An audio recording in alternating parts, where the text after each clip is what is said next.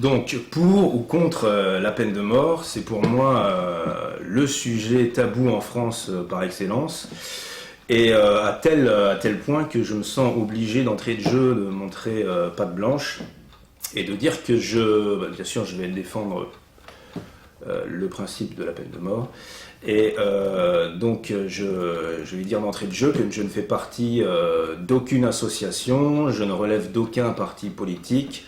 Et je n'ai même pas un esprit comment dirais-je, militant, puisque ça va paraître paradoxal, mais si j'assiste au débat ce soir, ce n'est pas tant pour convaincre que pour prouver qu'on peut avoir des arguments bien construits sur la peine de mort, qui sont tout à fait légitimes, qui rentrent dans le cadre d'un débat, et débat qui est totalement occulté aujourd'hui en France.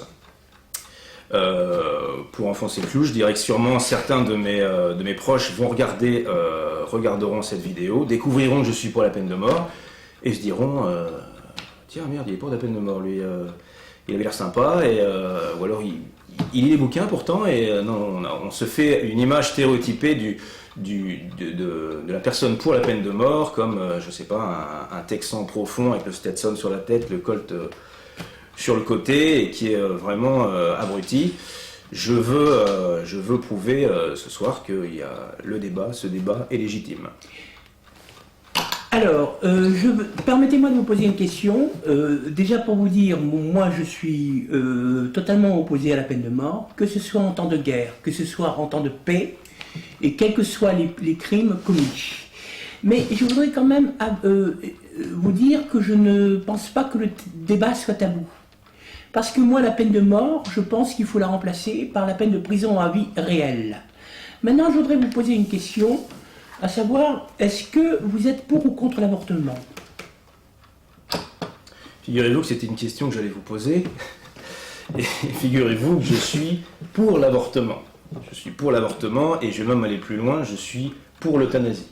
Donc là, pas de souci, je pense être, de ce point de vue-là, enfin, limité dans un cadre légal, bien sûr, tous les trois. Oui. Et de ce point de vue-là, j'estime être cohérent. Donc, je vous retourne la question, êtes-vous cohérent, vous aussi?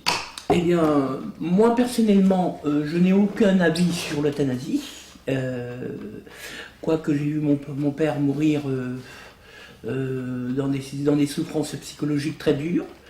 Je suis contre l'avortement, bien entendu. Une fois, je me suis trouvé à débattre avec quelqu'un qui était pour la peine de mort et qui était contre l'avortement et contre l'euthanasie, et je lui ai dit qu'il y avait quand même contradiction dans son esprit. Alors oui, moi je suis contre la peine de mort, j'estime que ce n'est pas un sujet tabou, j'estime que tout un chacun a le droit d'avoir ses positions quant à ce sujet ô combien délicat. Quoi qu'il en soit, j'estime qu'on ne peut pas... Il y a un 5e commandement de Dieu qui dit « Tu ne tueras point ton prochain ». Je suis croyant en Dieu, mais je ne crois en aucune religion. J'estime que ce n'est pas à l'homme d'ôter la vie, même d'une manière judiciaire. L'homme a le droit de punir. Ce que je regrette dans la loi, que je reprenne la loi qui a été faite par Maître Badinter, la loi numéro 81-908 du 9 octobre 1981 portant abolition de la peine de mort en France aurait dû proposer qu'une peine de prison à vie soit appliquée. Dans beaucoup de pays où la peine de mort a été supprimée et même où cela a été rendu beaucoup plus sévère par une loi constitutionnelle interdisant la peine de mort, la peine de prison à vie est de rigueur. C'est la peine suprême. Donc oui, on a le droit de punir dans toute sa rigueur, un violeur, un assassin, un tueur d'enfants, un terroriste, oui, on a le droit on a le droit de punir. Mais dans ce cas-là, peine de pureté réelle, dans un quartier de haute sécurité, comme cela se passe dans des États abolitionnistes des États-Unis, où ils n'ont qu'une heure de sortie par jour, c'est-à-dire qu'ils sont 23 heures sur 24 en cellule, et ils n'ont droit à aucune visite, et aucun livre ou aucun journal. Juste une télévision qui les bassine avec du catéchisme religieux, vous voyez. Bon, vous me direz que c'est de la torture, mais on ne tue pas. Voilà. Pour rebondir sur ce que vous venez de dire, le fait qu'un condamné à mort végète des mois dans un couloir de la mort, je trouve ça abominable, je vous rassure. J'ai beau être pour la peine de mort, je suis contre la torture, je suis contre le fait de faire souffrir un être humain, et je trouve aberrant qu'on le laisse poireauter des mois avant de le tuer. Comme ça, c'est réglé. Alors ensuite, j'aimerais juste clarifier un peu mon propos. Je suis pour la peine de mort dans certains cas. Je ne suis pas pour la peine de mort systématique. C'est-à-dire que je ne suis pas pour le talion. Œil pour œil, dent pour dent, c'est pas mon propos. Je suis pour la peine de mort et je vais tenter de restreindre un peu les individus que je vise. Donc pour moi, les crimes les plus abominables sont les crimes irréversibles. Par exemple, enlever la vie, vous ôtez la vie à quelqu'un, c'est irréversible, c'est un crime abominable. Lorsque ce crime est opéré de manière délibérée, ça fait de ce crime un meurtre et c'est encore pire. Et lorsque ce meurtre est prémédité, ça fait de ce meurtre un assassinat et c'est encore pire. Et lorsque cet assassinat est gratuit, là on a carrément affaire à un pervers. Là c'est vraiment, on touche le cœur du sujet. Pour moi, ces gens-là ne devraient pas faire débat que ces gens-là méritent effectivement la peine de mort. Je ne dis pas ça de gaieté de cœur, c'est pas un plaisir, mais pour moi c'est un ultime recours, ces gens ne méritent pas autre chose que la peine de mort. Alors, de quelle manière est-ce que vous voudriez le retour de la guillotine pour ce qui concerne la France ? Je suis pas... la guillotine, non, effectivement, c'est quelque chose de très frappant dans les esprits. Je vous dirais, la pendaison, l'injection létale me semble plus appropriée. Maintenant, on joue souvent sur la corde sensible en disant, j'entendais Badinter dire dernièrement à la télé, toute personne qui a assisté à une exécution capitale est vaccinée à vie contre la peine de mort. C'est une phrase que j'entends souvent. Je serais tenté de dire que cette personne-là, si elle va se rendre dans un bureau d'autopsie pour, juste après avoir vu son exécution capitale, se trouver devant le corps d'une fillette de 15 ans violée, étranglée et coupée en morceaux, je pense qu'il y a rechute. Il y a risque de rechute, franchement, et qu'il révise... Enfin, ce que je veux dire, c'est à barbarie ennemie, et qu'avec ce genre de... Alors, on n'a pas employé encore le mot barbarie, ça va peut-être venir, mais avec ce genre d'argument, je ne pense pas qu'on résolve les choses. On fait intervenir la passion, le fait de se dire, le fait de se projeter une image en disant...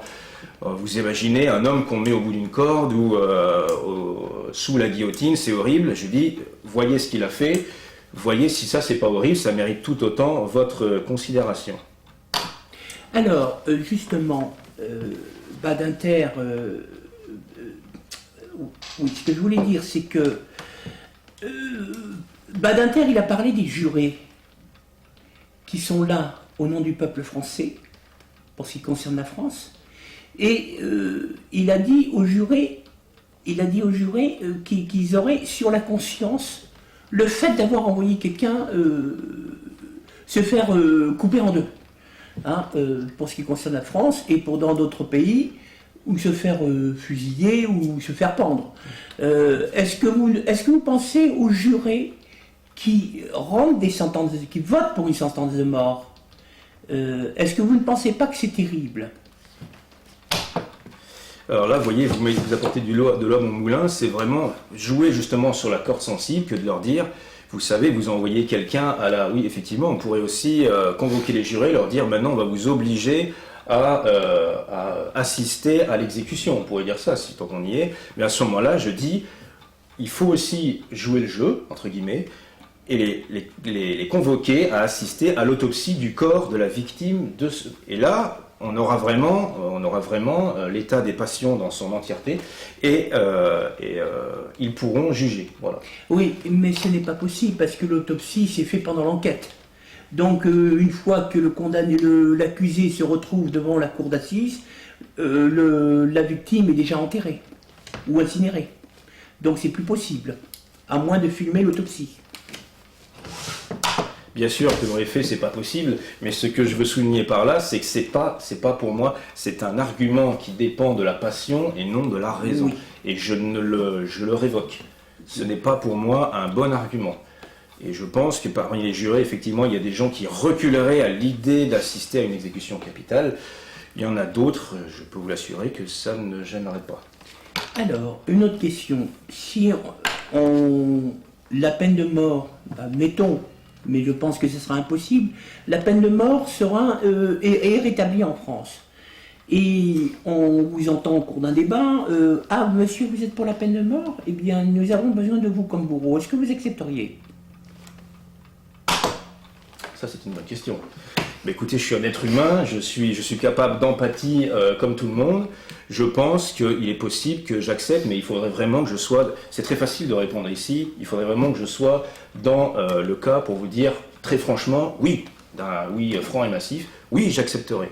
Je ne vais pas être hypocrite et vous le dire. Je pense que oui, et je suis certain que de toute façon, il y a des gens qui seront prêts à le faire. Vous pensez? Ah oui, j'en suis certain. Oui, oui. Et autre question, est-ce que vous seriez favorable à un référendum sur le rétablissement ou non de la peine de mort? C'était déjà fait. Non, c'était déjà... D'accord. Et bien sûr, je suis vraiment pour un référendum sur le rétablissement de la peine de mort. Et d'ailleurs, c'est là que ça me fait dire que c'est un sujet tabou, c'est qu'il n'en est nullement question et on ne veut surtout pas en entendre parler, et pour une raison que j'expliquerai à la fin, parce qu'il faut que je développe, mais clairement, je suis pour un référendum sur la peine de mort, sur le rétablissement de la peine de mort. Et je pense qu'il y a eu un hold-up en 81 de la part de Mitterrand, qui en a fait un point, qui avait tout à fait le droit de le mettre dans son programme. À partir du moment où il était élu, c'est les lois de la démocratie ont fait partie, ce point fait partie de son programme, on l'applique, mais ça devait être révocable. C'est un point du programme, comme la nationalité, je suis désolé de ramener ça à des choses un peu plus terre à terre, mais comme la nationalisation d'une grande entreprise, ça fait partie d'un programme, à partir du moment où ça fait partie d'un programme, les gens doivent pouvoir le révoquer, et c'est pour moi, c'est un sujet tellement plus grave que des choses comme une nationalisation, par exemple, que ça devrait demander vraiment, non pas une simple élection présidentielle, mais un référendum national, un vrai sujet de société. On est prêt à faire des référendums sur la privatisation de la Poste, c'est un sujet passionnant, hein, Qui n'a jamais été fait d'ailleurs. voilà, mais bon, qui pour moi n'est pas du même niveau. Un référendum sur la peine de mort, ça me semble davantage un vrai sujet de société. Et je redis donc que c'est un sujet tabou parce que ça n'a jamais lieu. Et si ce référendum disait non au rétablissement de la peine de mort, vous respecteriez la décision? Bien sûr que je respecterai la décision. Bien sûr, ça va de soi. Je suis démocrate. Je respecte les décisions. Ça, je peux vous le garantir. Mais vous pensez quand même qu'on a des règlements internationaux, parce que comme on fait partie du Conseil de l'Europe, c'est autre chose que l'Union européenne. Et pour faire partie du Conseil de l'Europe, les États qui veulent en devenir membres sont obligés de supprimer la peine de mort de leur constitution. Et le référendum ne nous mettrait-il pas à dos avec ce Conseil de l'Europe? Le référendum nous réconcilierait avec l'autonomie nationale. Oui. Alors, bon, c'est assez compliqué parce que vous passez d'un sujet à l'autre et je vous suis. Oui, sur la peine de mort, en parlant de la peine de mort. Oui, oui, mais je cours derrière vous en vous répondant sur chacun. Je vais rebondir sur le référendum qui me semble très important. Alors je disais tout à l'heure, j'allais développer à la fin, mais là je vais rebondir dessus. Pour moi, il y a un problème très net vis-à-vis de ce débat de la peine de mort. Et derrière eux, c'est pour moi un débat que j'imputerai à l'idéologie des droits de l'homme. Les droits de l'homme ont à cœur de supprimer sur la terre entière la peine de mort, et quitte à se mettre à dos la démocratie. C'est-à-dire ils sont prêts à bafouer les principes démocratiques qui imposeraient un référendum, par exemple, pour statuer si il est normal ou pas de rétablir la peine de mort. Les droits de l'homme s'opposent clairement à la démocratie dans ces conditions. Et je peux très bien essayer d'expliquer pourquoi. Tout simplement parce que imaginez qu'un superbe orateur prenne la parole dans les médias comme il a le droit de le faire, et qu'il ait de très bons arguments pour convaincre une majorité de gens du bien fondé du rétablissement de la peine de mort. Eh bien, étant donné qu'il suffit de faire nombre et qu'il suffit d'obtenir derrière soi une majorité, si jamais il obtenait une majorité, il y aurait rétablissement de la peine de mort. Donc on préfère interdire le débat, museler ces orateurs, qui peuvent être par ailleurs très forts, parce qu'on a peur qu'ils fassent nombre, et à ce moment-là, clairement, les droits de l'homme se trouveraient en opposition flagrante avec la démocratie, et en général, c'est les droits de l'homme qui l'emportent. C'est ce que je reproche justement à bon nombre d'abolitionnistes, c'est-à-dire que, bon, moi je suis clairement, je l'ai dit dès le départ, contre la peine de mort, mais j'estime qu'il doit y avoir un dialogue. Et donc écouter les arguments des uns et des autres, d'en faire une synthèse. Et moi, contrairement à beaucoup d'abolitionnistes, par exemple, je prône la prison à vie, réelle. C'est-à-dire que la personne en sort les pieds devant. Soit il sera mort d'une maladie, soit il sera mort de manière naturelle, mais dans sa prison. Par exemple, on a fait sortir celui qui a tué la fille du général Schmitt, c'était un récidiviste. Pourquoi l'a-t-on fait sortir ? Si on ne l'avait pas fait sortir, elle serait toujours vivante. Lui, il ne demande pas l'application de la peine de mort, il demande que les auteurs de tels méfaits analogues à ceux qu'a subi sa fille soient enfermés toute leur vie durant en prison.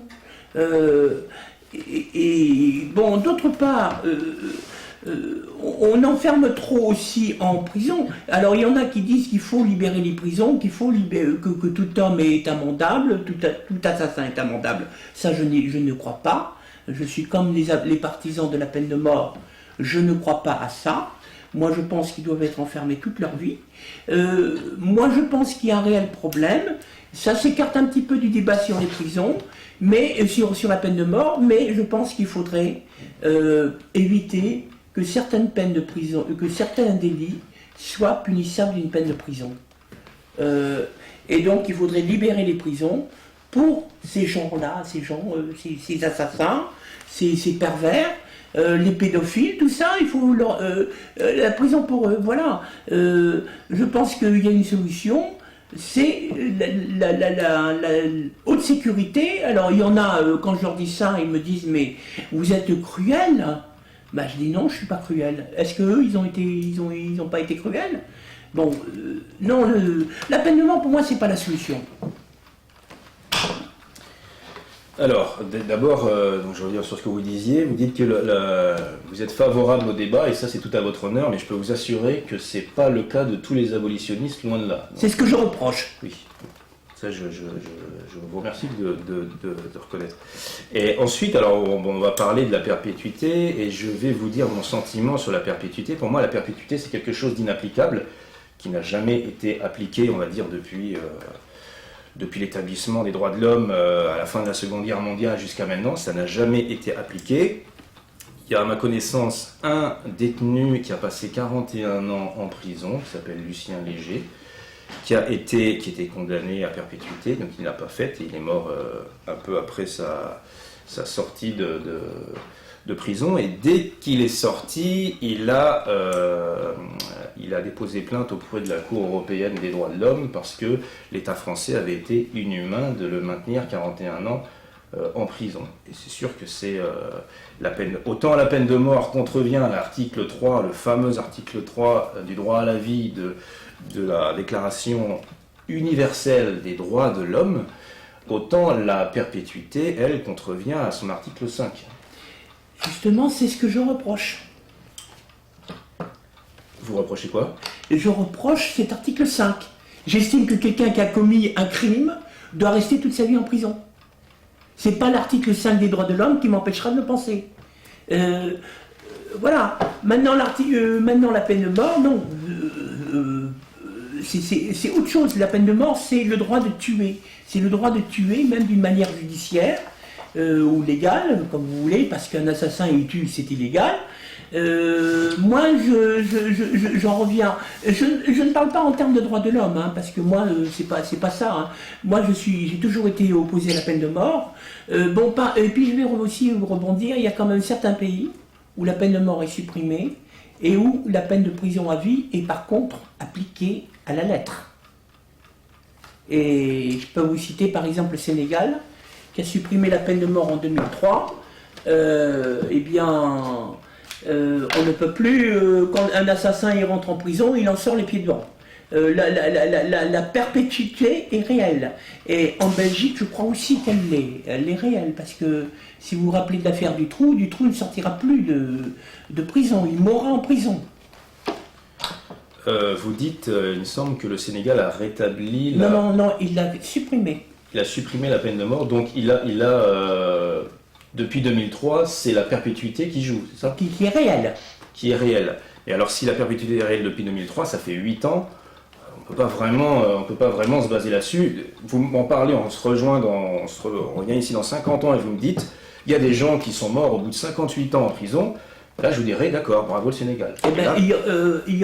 La peine de mort au Sénégal, elle n'avait plus été appliquée de 1967.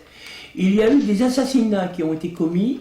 Il y avait un certain Bader, un citoyen français, il est mort en prison. Mitterrand avait demandé sa grâce et les Sénégalais ont refusé. Il avait été condamné à la prison à vie. Il est mort en prison. Et son complice aussi. Voilà. Alors c'est un exemple que je vous donne. Le crime avait lieu en 67. Alors, je vais essayer de recentrer un petit peu les choses parce qu'on part, oui, on part dans tous les sens quand même. Hein. Oui. C'est intéressant. Alors déjà, dans un premier temps, vous parliez du fait qu'il fallait libérer certaines petites crapules. Je ne dis pas comme ça, je dis certains délits, je dis il y a des délits par exemple. Je retire ce que j'ai dit. Par exemple celui-ci, je parle de Idir qui a été égorgé en prison, alors qu'il avait été condamné à 18 mois de prison pour conduite sans permis de conduire, récidive. Il a été condamné par Sofiane, un co-détenu, vous voyez, j'ai sorti l'article. Quelqu'un qui conduit sans permis, pourquoi le mettons en prison? Non mais alors ça, c'est pas le procès de la peine de mort que vous faites là. C'est le procès de la justice qui ne fonctionne pas. Oui, et c'est le procès de l'insécurité dans les prisons de deux. Oui. Ça n'a rien à voir avec la peine de mort. Non, mais ce que je veux vous dire, c'est qu'il dit on ne serait pas en prison, ça ferait de la place pour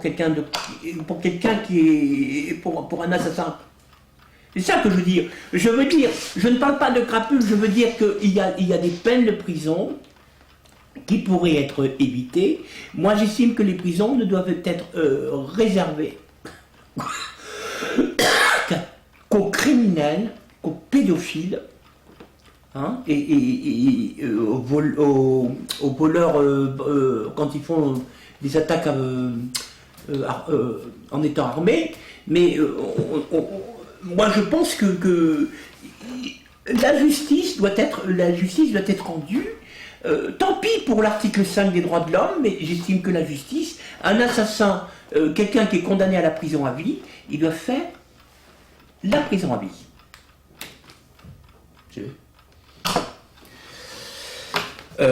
Donc, ce qu'il y a, c'est que vous avez, il y a un échelonnement des sanctions en fonction des délits. Oui. Et comme on a ratiboisé le haut de la pyramide, vous prenez acte de ça et vous dites il faut tout descendre d'un cran. Et finalement, les petits délits doivent se retrouver dehors. Ils ne méritent pas la prison pour laisser de la place. Alors, plutôt que de se dire tant de prisonniers, tant de places en prison, on dira non, on a tant de places en prison, donc on va faire en sorte que certains crimes ne soient plus des délits. Non, je ne parle pas des crimes, je parle des délits.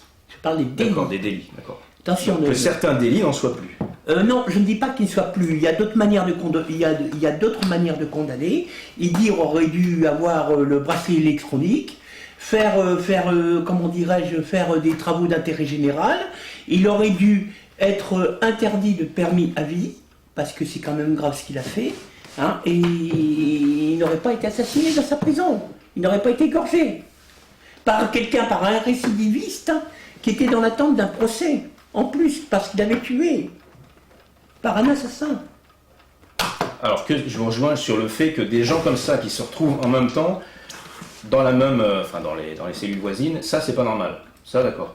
Après qu'il faille libérer ces gens-là ou leur faire juste des TIG, ça me semble un peu rocambolesque. Mais là, on commence vraiment à dévier du sujet de la peine de mort. Si vous permettez, je vais revenir vers. Oui, mais allez-y. C'est un exemple que je voulais vous donner. Oui. Donc, je voulais rebondir sur la perpétuité. Donc, je vais vous dire pourquoi, pour moi, la perpétuité n'est pas applicable en France. Alors, pour différentes raisons. Et en premier lieu, parce qu'on vit dans un régime démocratique. Et là, je vais faire intervenir un petit peu de philo. La démocratie est le régime de l'au jour le jour, le régime du chronocentrisme, du fait qu'on vive l'instant présent et qu'on oublie facilement le passé. Partant de là, on a du mal à se projeter dans le futur, mais ça c'est un autre débat. Donc on a tendance finalement à oublier l'horreur d'un crime pour se concentrer sur l'assassin qui devient la victime du jour. Je ne sais pas si c'est assez compliqué, j'espère être clair. J'ai très bien compris ce que vous voulez dire. Donc l'assassin devient la victime du jour, on se concentre sur lui en se disant, pour peu en plus qu'il y ait un réalisateur de passage qui fasse un film sur lui et puis on s'apitoie sur son sort, on oublie totalement les familles des victimes qui, elles, peuvent souffrir, et on se concentre uniquement sur l'assassin qui devient une victime. C'est-à-dire qu'en fait, un meurtrier a plus d'égards en tant qu'homme qu'un homme ne peut en avoir en tant que victime. Il devient un héros, vous voulez dire ça? Presque, des fois. Je dirais pas jusque-là, mais... Et ça, c'est... Attention, là, il faut le laisser aller jusqu'au bout. et là, c'est inadmissible. C'est déjà un premier caractère de la perpétuité, de notre régime qui me semble incompatible profondément avec le principe de perpétuité. Deuxième chose, il y a la démocratie, c'est aussi la rotation des partis au pouvoir. Et il se trouve qu'en général, je ne veux pas caricaturer, mais il y a toujours un parti qui est davantage sécuritaire et un parti qui est davantage tolérant.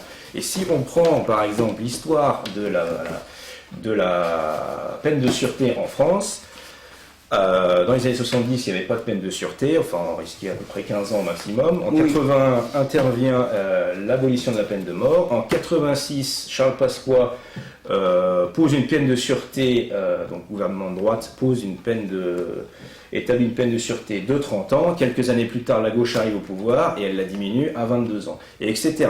On jongle. Alors vous avez d'un côté des partis sécuritaires qui, pour des fois, des mobiles tout à fait électoralistes, il ne faut pas se cacher non plus, qui vont tendre vers votre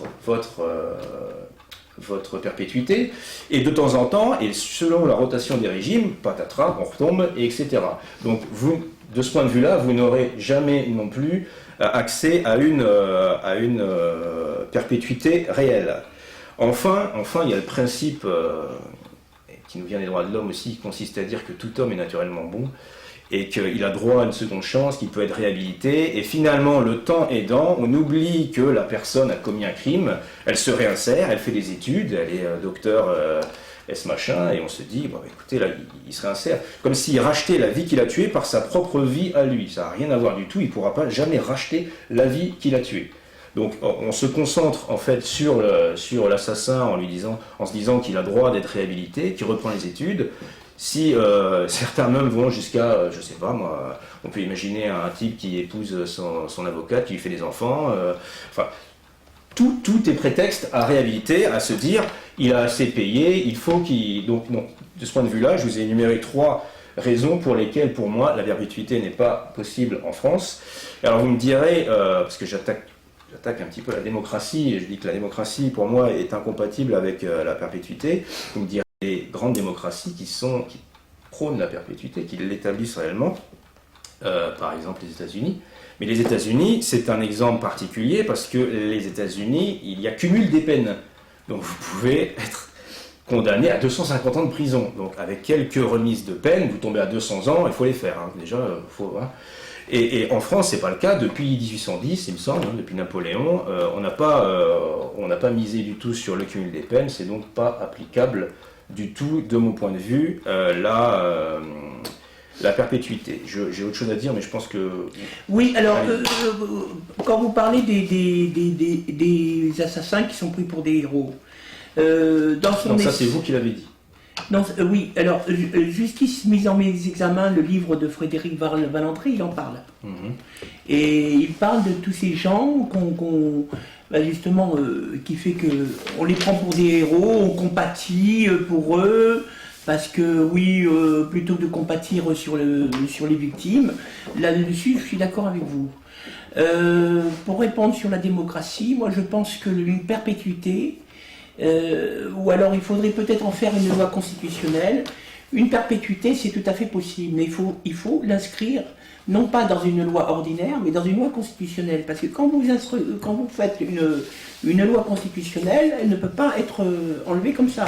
Si elle se révise, une constitution se révise comme une loi. Enfin, pas comme une loi, mais elle se révise. Rien, oui. Ça tombe pas du ciel, c'est pas Dieu qui le... Non, mais il faut une autre loi constitutionnelle pour cela. Et donc, par exemple, la loi constitutionnelle qui avait été faite par Chirac, hein, c'est la loi 2007-239 du 23 février 2007 relative à l'interdiction de la peine de mort, elle est inscrite dans la Constitution. Si on veut rétablir la peine de mort, soit par une loi constitutionnelle, soit par une loi référendaire, il faut d'abord supprimer cette loi. Donc ça fera une loi constitutionnelle et ensuite il faut réviser la Constitution. Et parce que ce genre de loi là que vous voyez là, c'est comme la loi la loi de 1905 relative à la séparation des églises et de l'État. Elle a été inscrite dans toutes les constitutions françaises après, sauf celle du régime de l'État français en 1940 installé à Vichy. Mais ça a été repris par la Constitution. Rien n'est éternel, elle peut revenir aussi sur la... Oui, mais là, cette loi-là, il faut d'abord supprimer cette loi par une loi de référendaire, et par une loi constitutionnelle, et après provoquer un référendum. Et vous savez, ça fait... Alors moi, je pense qu'il faudrait faire une loi constitutionnelle instaurant la peine de prison à perpétuité, de manière à ce qu'aucun ministre de l'Intérieur, selon sa couleur politique, change la donne. Parce que tant qu'une loi existe, elle est irrévocable. Une loi, je parle d'une loi constitutionnelle. On ne peut pas jouer avec. On ne peut pas dire là, par exemple, on ne peut pas dire, bon, eh ben moi je vais fusiller tous les terroristes. On ne peut pas. C'est comme si vous me mettez une loi constitutionnelle disant que la peine de prison à vie est une peine et la peine suprême en France, elle doit être appliquée. Tout assassin sera condamné à la prison à vie. On ne peut rien faire. C'est pas comme une loi ordinaire. Alors, moi j'ai amené mes petits papiers aussi. Donc concernant la perpétuité, je vais vous énoncer deux papiers, un de 2006 et un de 2007. L'un, c'était l'histoire de ces 10 détenus qui ont demandé le rétablissement de la peine de mort parce qu'ils trouvaient inhumain la perpétuité. Je lis juste, c'est très rapide, hein, je lis juste ce qu'il y a en fléau. 10 détenus de la centrale de Clairvaux condamnés à la réclusion criminelle à perpétuité ont réclamé le rétablissement effectif de la peine de mort pour eux-mêmes dans une lettre du 16 janvier adressée à ceux de l'extérieur, affirmant que la peine de mort est abolie. Assez d'hypocrisie, lancent encore les 10 détenus, fustigeant la République des Lumières et de la Liberté, qui nous torture et nous anéantit tranquillement en toute apparente légalité au nom du peuple français, en nous assénant en fonction du climat social ou à la faveur d'un fait divers ou encore d'échéances électorales, mesures répressives sur le fondement du dogme en vogue du tout sécuritaire. Voilà, vous avez là, je ne pense pas qu'ils voulaient réellement le retour de la peine de mort, je pense surtout qu'ils voulaient trouver une épaule compatissante qu'ils ont trouvée auprès de la Cour européenne des droits de l'homme. C'est l'épaule la plus confortable qu'on puisse trouver. Exact. Et donc, à ce sujet, j'ai un rapport de monsieur Thomas Hammarberg, je ne suis pas sûr de bien prononcer son nom, qui est commissaire aux droits de l'homme. Donc c'est le pape, hein, c'est vraiment c'est le pape. Et il dit ceci: prison à perpétuité, un réexamen de l'usage s'impose. On observe actuellement en Europe une tendance à infliger la réclusion à perpétuité à un nombre croissant de condamnés. Beaucoup de ceux qui ont à purger une telle peine sont privés de la possibilité d'être jamais libérés. 2 points, ils sont détenus vraiment à perpétuité. L'usage des peines de réclusion à perpétuité doit être soumis à un réexamen critique. Sont-elles nécessaires? Sont-elles humaines? Sont-elles compatibles avec les normes admises en matière de droits de l'homme? Et il conclut en disant: j'ai la conviction qu'il faut remettre en question la tendance actuelle à infliger des peines de réclusion à perpétuité. Des châtiments sévères resteront nécessaires dans certains cas pour protéger la sécurité publique, mais avec la volonté politique, il est possible de faire une place aux considérations humaines et de laisser aux détenus des chances de réinsertion. C'est-à-dire qu'avec votre peine de perpétuité, vous avez vraiment les droits de l'homme à dos, vous aussi, je vous Oui, rassure. mais c'est pas grave. J'assume. Moi aussi. J'assume. Bienvenue. Oui, j'assume. Mais parce qu'ils ne pensent pas aux victimes. Hein. Ils ne pensent pas aux victimes. Hein. À la lecture de ce document que vous venez de faire, Ouais. je pense que ce commissaire ne pense pas aux victimes. Il pense pas aux victimes. Non, mais vous me dites que vous, l'article 5 vous dérange. Moi, je vous dis que l'article 3 me dérange. Il y a beaucoup d'articles qui dérangent dans les droits de l'homme. Oui. Rien que ça, regardez ce que je viens de dire, vous êtes d'accord? Ça nous met en porte-à-faux avec beaucoup de gens. C'est très tabou de dire ça, de remettre en cause les droits de l'homme.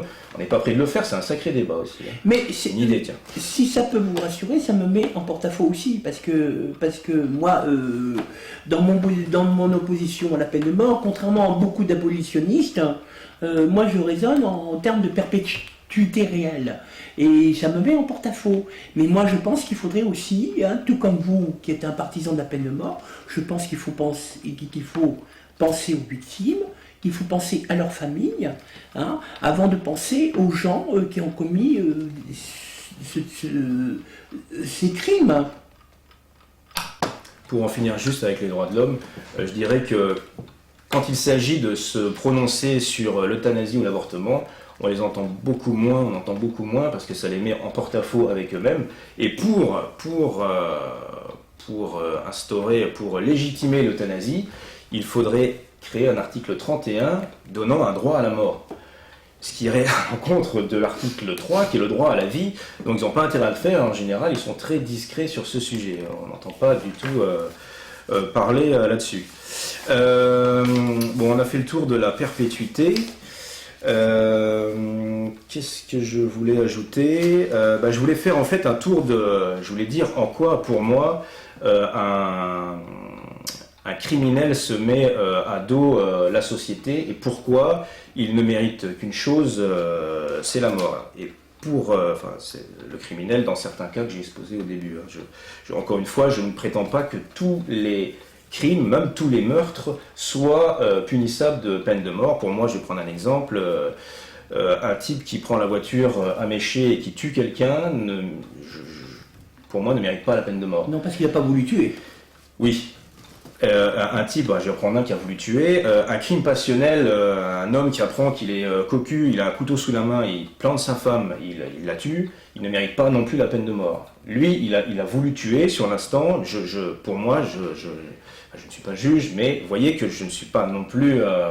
je réserve vraiment la peine de mort, c'est pas dans un souci de vider les prisons du tout, c'est pas non plus dans un souci dissuasif, parce que ça, j'y crois pas du tout. Alors là, les pro-peine de mort qui viennent dire ça dissuade, pour moi, c'est complètement faux. Ils partent sur un mauvais chemin. C'est peut-être dissuasif, mais le problème n'est pas là. Mais attendez, là je vous arrête. Les pro-peines de mort qui disent que la peine de mort est dissuasive, mais vous, quand vous dites que ce n'est pas dissuasif, il n'y a pas un paradoxe quand vous dites ça? Parce que les partisans de la peine de mort, ils disent que... Oui. Les partisans de la peine de mort, eux, ils disent que quand la peine de mort est appliquée, il y a moins de crimes. Alors vous dites que c'est pas dissuasif, pourquoi? Moi, je dis clairement que je ne sais pas s'il y a moins de crimes quand la peine de mort est appliquée. Je dis que ça, c'est un mauvais argument. Je ne sais pas si c'est vrai ou faux. Il n'y a pas de loi qui dirige ça. Et je ne pense pas que ce soit un bon argument. La dissuasion, on juge un crime pour ce qu'il est, pas pour ce qu'il peut engendrer ou ce qu'il a engendré. On juge un crime pour ce qu'il est. Je vais totalement de côté. J'ai dit d'entrée de jeu, je suis pour la peine de mort, mais j'essaie d'apporter des nouveaux débats qui me semblent, des nouveaux arguments qui me semblent importants dans le débat. Et cette histoire, tout comme le talion, pour moi, l'aspect dissuasif est à mettre totalement de côté.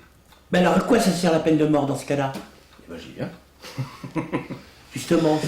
Donc pour moi, je vais parler un peu de manière un peu plus abstraite. Pour moi, la société se divise en... Vous avez une petite frange de la société qui est naturellement portée, naturellement ça fait déjà peur parce que j'ai l'air de parler de déterminisme, qui est naturellement portée à être vertueux. Les gens qui sont vraiment, qui n'ont pas besoin du képi en vue pour naturellement faire le bien, qui vont tomber sur un billet de 100 € et le rapporter sans témoin.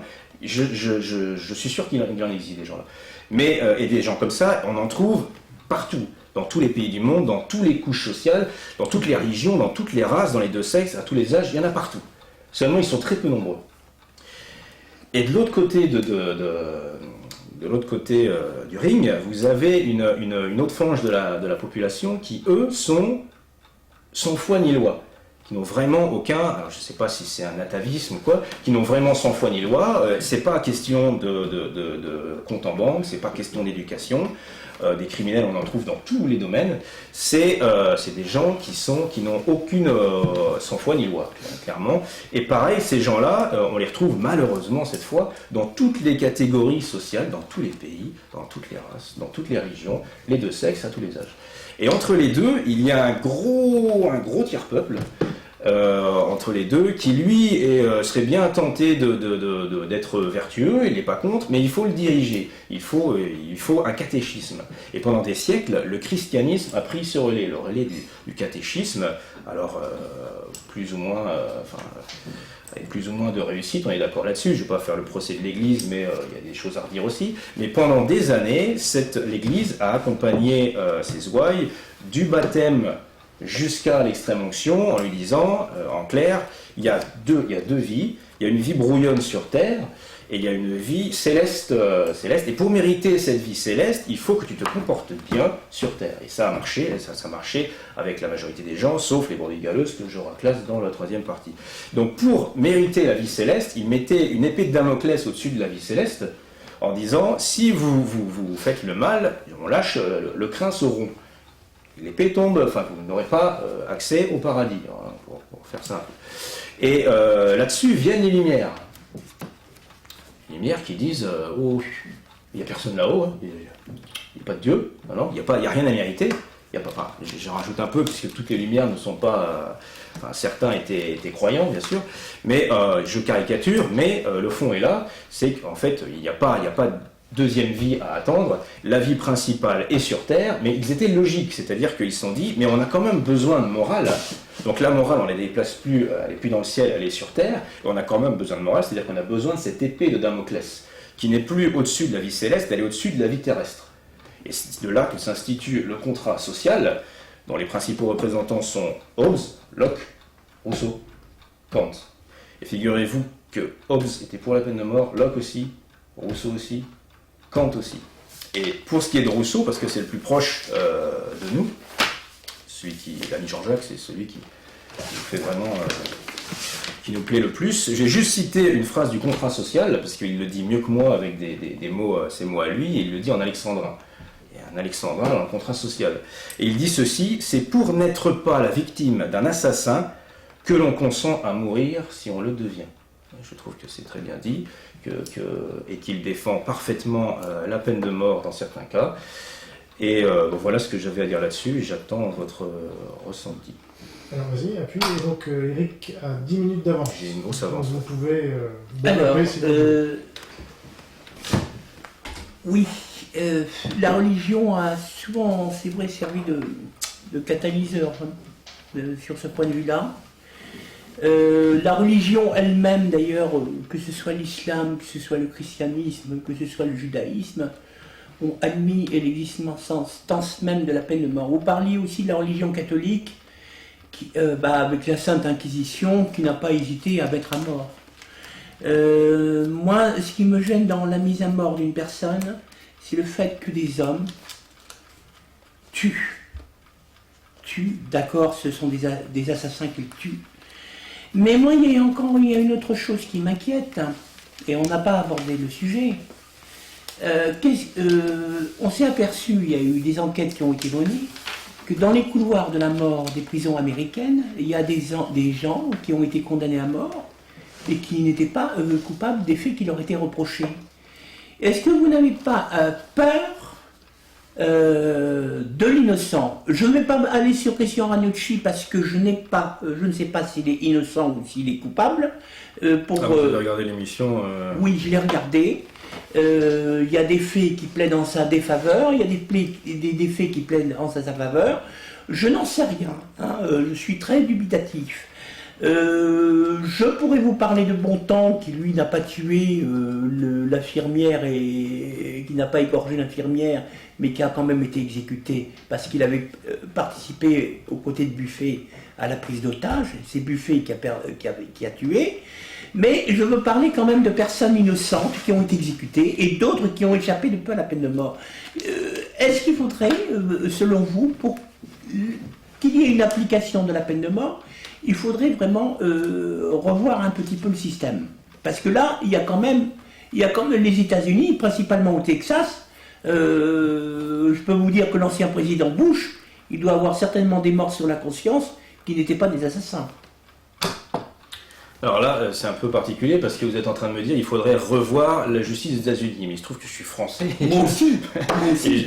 C'est sûr, c'est certain. Il y a sûrement des gros dérapages là-bas. Il y a beaucoup de choses à revoir. Il y a des choses très bien dans ce pays. Il y a des choses à revoir. Et je suis d'accord pour dire que avant de restaurer la peine de mort, il faut commencer par revoir la justice. C'est un tel, je vais employer un gros mot, c'est un tel bordel dans ce pays qu'il n'y a pas de raison que la justice n'en fasse pas partie, et c'est le bordel dans la justice également. Il faut d'abord revoir la justice. De quelle manière? Ah bah ça, je suis pas président non plus. Non, mais vous n'êtes pas président. Il y a beaucoup de choses à faire. Ce que je veux dire, c'est que vous êtes en train de me dire que parce que la justice est faillible, oui, elle doit pas. Oui, mais elle ne doit pas donner la peine de mort. C'est pas parce qu'elle est faillible, qu'elle est défaillante, c'est-à-dire qu'elle fait défaut. Elle est faillible, mais dans certains cas, on est quand même. Sinon, vous êtes en train de me dire que n'importe quel criminel, il y a toujours un doute. Prenez Michel Fourniret. Je ne sais pas combien il a tué de personnes, et vous voulez dire qu'à chaque fois, je ne sais pas, 30 fois, la justice lui est tombée sur le dos, le pauvre, il n'a pas de chance, à chaque fois ça tombe sur lui. Il y a quand même des gens dont on est sûr de la culpabilité, ces gens-là ne posent pas de problème. À partir du moment où il y a un doute, il n'y a pas de peine de mort, point. Je suis formel là-dessus, je vous rejoins. Il y a sûrement des débordements aux États-Unis, c'est sûr et certain. Il se trouve que je ne m'intéresse pas plus que ça aux États-Unis parce que je suis français et il y a beaucoup de choses à faire en France avant de s'occuper des voisins. Mais il est clair que à partir du moment où il y a un doute, il n'y a pas de peine de mort, c'est sûr. Ça c'est certain, on ne revient pas là-dessus. Et je suis d'accord pour dire qu'il faut revoir la justice. Là, je me sais que avance. Ah, d'accord, il faut revoir la justice. Non, moi de toute façon, ce n'est pas pour cette raison que je suis contre la peine de mort, si ça peut vous rassurer. Hein. Bon, je parlais des innocents parce que bon, il y en a qui ont été exécutés par erreur, comme le Surc pendant la Révolution ou avant la Révolution française, je ne sais plus, celui qui avait été condamné à mort et exécuté et qui était innocent. Vous vous rappelez de cette affaire? Il y a eu beaucoup d'innocents pendant la Révolution française. Oui, exactement. Et puis, je voulais revenir aussi au cas de Bontemps, qui n'avait pas tué, ça a été prouvé, et qui a quand même été exécuté. Pourquoi a-t-il été exécuté? Parce qu'il avait participé aux côtés de Buffet à cette prise d'otage qui a mal tourné. Bon, lui, il méritait certainement la prison à vie, mais il ne méritait pas d'être exécuté. D'accord. Mais ceci étant, moi, mon opposition de la peine de mort, c'est pas à cause de Buffet ou de Bontemps. Moi, je suis contre la peine de mort parce que j'estime que les hommes n'ont pas le droit de tuer. Maintenant, je parle des innocents. Quand on est innocent et qu'on est condamné à la prison à perpétuité, il arrive un moment où on peut prouver votre innocence et que vous ressortez. Et moi, je pense que la peine de mort, et il y a des dangers aussi sur la peine de mort, c'est que par exemple, vous tombez sur des États totalitaires. Toute démocratie n'est pas éternelle. On peut un jour tomber sur un État totalitaire, et puis si vous gênez, prisonnier politique, et puis 12 balles dans la peau. Mais ça n'a rien à voir avec le fait qu'une démocratie applique la peine de mort. De toute façon, si elle n'applique pas, la tyrannie arrive, elle impose la peine de mort. Ça, Oui, pas, bien sûr, bien sûr. Être un bon Bien argument. sûr, non mais c'est pas un très bon argument, mais moi je me méfie. C'est pour ça que moi je prône l'abolition de la peine de mort, mais dans le monde entier. Vous avez encore beaucoup de retard, hein. Vous pouvez développer les raisons pour lesquelles vous êtes contre la peine de mort. Alors, oui, les raisons... Bon, moi j'ai dit au début de notre débat, j'ai dit, il y a un commandement de Dieu qui dit, c'est le troisième qui dit, point, tu ne tueras ton prochain. Bon, je crois en Dieu. C'est marrant, ça correspond à l'article 3 des droits de l'homme. Oui, C'est bizarre, exactement, hein. oui.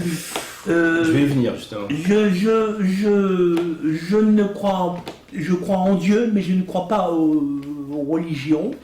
Hein, bon, alors je me baserai pas sur un but religieux.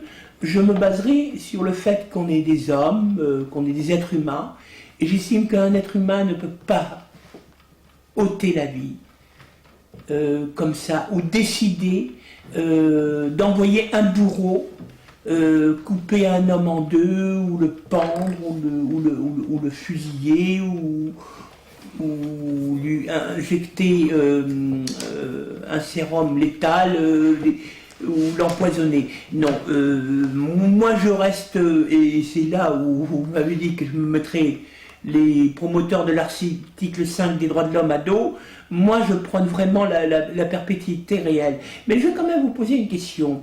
Si un jour vous vous retrouvez devant un ministre et qu'un ministre de la justice et qui vous dit, monsieur, moi je suis d'accord avec vous, mais pourquoi ne pas restaurer le bagne pour ces assassins? Qu'est-ce que vous lui répondriez? Mais moi, je vous avouerai que pour moi, le bagne, c'est faire souffrir. Je n'ai aucune envie de faire souffrir. J'ai une empathie pour mes prochains. Je sais pas parce que je suis pour la peine de mort que si on se croise dans la rue et que je vous vois tomber par terre, sans même vous connaître, je vais me porter au-devant de vous pour vous aider parce que j'ai une réelle empathie pour l'espèce humaine, mais pas pour certains personnages. Mais je sais pas pour autant que je veux les voir souffrir, que parce qu'ils ont fait souffrir une gamine ou qu'ils l'ont étranglée ou dépecée, que je veux les voir écartelés. Ou je ne suis pas pour la souffrance. Je dis simplement, c'est une question de salubrité publique. À partir du moment où un être se désolidarise de sa société en disant moi je romps le contrat, voilà, cette vie m'intéresse, je la prends pour moi, je vous emmerde. Voilà. Bon, j'exagère, mais c'est ça, c'est un peu ça. La société doit faire corps en se disant là il y a un danger, il y a une déclaration de guerre.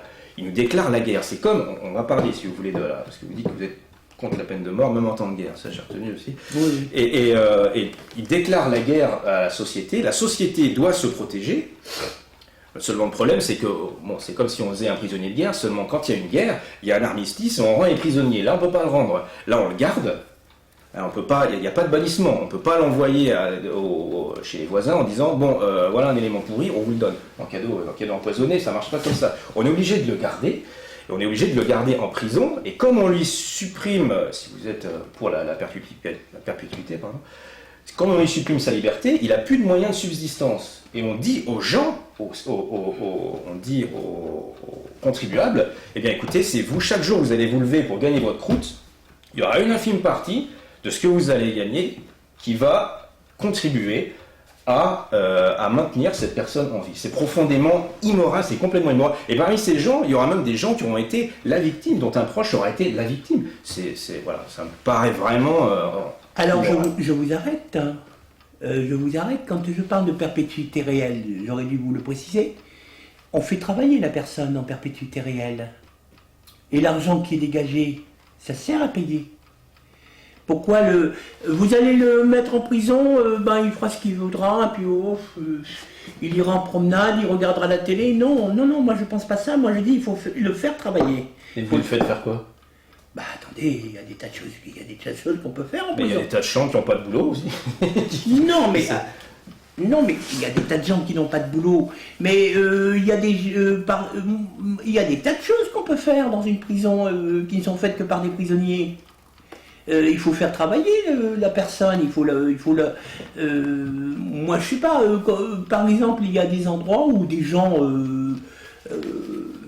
ne peuvent pas aller, et moi comment je peux dire, faire casser des cailloux quand il y a des constructions de routes ou des choses comme ça, sous la direction de contremaîtres ou des choses comme ça. Là, c'est vraiment la caricature des années 50, Luc la main froide. Mais excusez-moi, mais c'est comme ça, mais moi j'estime qu'on n'a pas le droit de tuer. Donc il faut trouver une solution. La perpétuité, mais pas rester sans rien faire, voilà. J'ai l'impression que vous seriez prêt à inventer des fonctions pour occuper cette personne et qu'elle puisse se maintenir elle-même en vie. On arrive à des situations quand même aberrantes. Tout ça parce que votre problème, c'est le fait qu'on ne puisse pas, ça j'ai bien compris, qu'on ne puisse pas enlever la vie, qu'il est interdit d'enlever la vie. Et je vais creuser mon écart là. Ça, C'est pas grave. et en fait, là, j'en viens donc au fait que, pour moi, c'est pas innocent quand je faisais le parallèle entre l'article 3 des droits de l'homme et le troisième commandement, c'est que pour moi, les droits de l'homme, je vais d'abord un peu du cadre du débat, les droits de l'homme sont une nouvelle religion, c'est véritablement une nouvelle religion. Même la démocratie n'a pas son mot à dire face aux droits de l'homme. C'est en fait une religion qui a été dans le prolongement du christianisme. Et qui a été imposée. Oui, qui a été imposée tout en niant le christianisme, parce qu'elle s'est faite contre le christianisme, mais elle a bénéficié de son héritage qui institue la sacralité de l'être humain à travers Jésus-Christ. Elle institue la sacralité de l'être humain, et ce n'est plus un monothéisme, c'est un autothéisme. C'est-à-dire qu'on voue un culte à la personne humaine, à l'enveloppe charnelle, à l'homme générique, et dans cette enveloppe, en plus, c'est un relativisme absolu, parce qu'on peut mettre n'importe qui. Vous mettez Gandhi, vous mettez Hitler, tout se vaut. Toute personne a droit à la vie.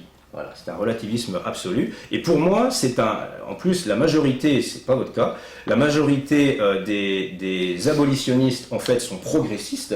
Ils sont complètement en contradiction avec eux-mêmes. Vous le souligniez au début de notre entretien. C'est-à-dire qu'ils sont prêts, ils sont forcément contre la peine de mort, c'est pas bien. Et ils sont en même temps pour l'avortement.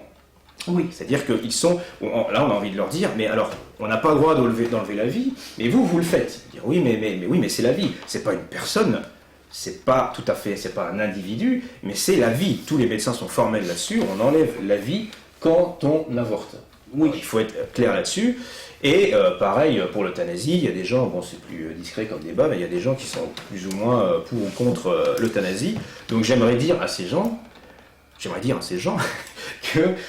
faut qu'ils soient en accord avec eux-mêmes et qu'ils acceptent qu'ils sont soumis à un autre genre de religion. Ce n'est plus le culte d'un Dieu tout-puissant, c'est le culte de la personne humaine sur terre, et rien ni personne ne doit contrevenir à ce culte. Alors, justement,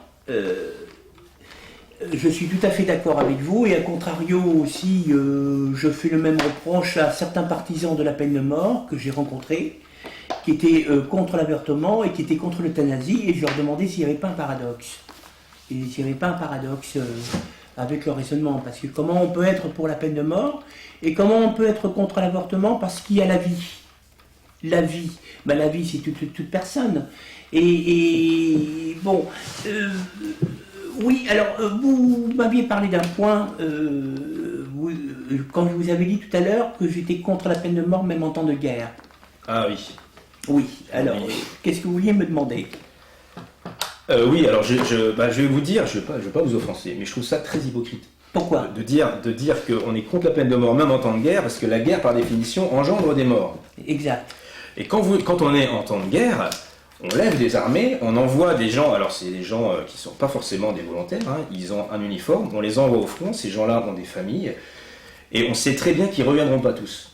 Et c'est d'une certaine manière une peine de mort. Mais pour une raison valable, et je ne suis pas un pacifiste, je suis contre la guerre bien sûr, mais à partir du moment où il faut se défendre, et il faut accepter que des hommes meurent pour défendre un pays. À partir de là, je suis certain que la Cour européenne des droits de l'homme serait d'accord avec moi, elle sera en contradiction avec elle-même. Quand on voit des gens, même avec un casque bleu, aller se faire sauter pour un petit pécule en Afghanistan, on ne peut pas dire après qu'on est contre la peine de mort. Même si certains sont volontaires, on est quand même pour la mort de certaines personnes. Donc il me semble y avoir un hiatus là quand vous me dites que vous êtes pour la peine de mort, même en temps de guerre. Je suis contre la peine de mort. Pardon. Que vous êtes contre la peine de mort, même en temps de guerre. Pour moi, là c'est le summum. Là. Alors, pourquoi même en temps de guerre? Parce qu'en temps de guerre, quand vous faites prisonnier un militaire du camp adverse, bon, lui il arrive, normalement il doit aller dans un camp de prisonniers. Si vous le mettez au poteau, 12 balles dans la peau, un déserteur, dans n'importe quelle armée, ce n'est plus le cas dans l'armée française maintenant, mais dans n'importe quelle armée dans n'importe quelle armée, surtout des pays qui ne sont pas abolitionnistes, eh bien la désertion c'est puni de mort, la trahison c'est puni de mort. Et ben moi je ne suis pas pour ça. Je sais, ça peut paraître hypocrite ce que je dis, parce qu'on envoie des gens en Afghanistan. Oui, on envoie des gens. Bon ben, qui c'est qui crée la guerre? Ce sont les hommes qui créent la guerre. Ce sont les hommes, ce sont des politiques qui créent la guerre. On est face, en Afghanistan, on est face à des gens qui ne veulent pas de l'Occident. Bon, ça c'est un autre débat. Mais ce que je veux dire, bon, on envoie la guerre, ce sont les politiques qui envoient la guerre finalement. Bah, il faudrait certainement abolir la guerre. Mais ça, c'est un vœu pieux.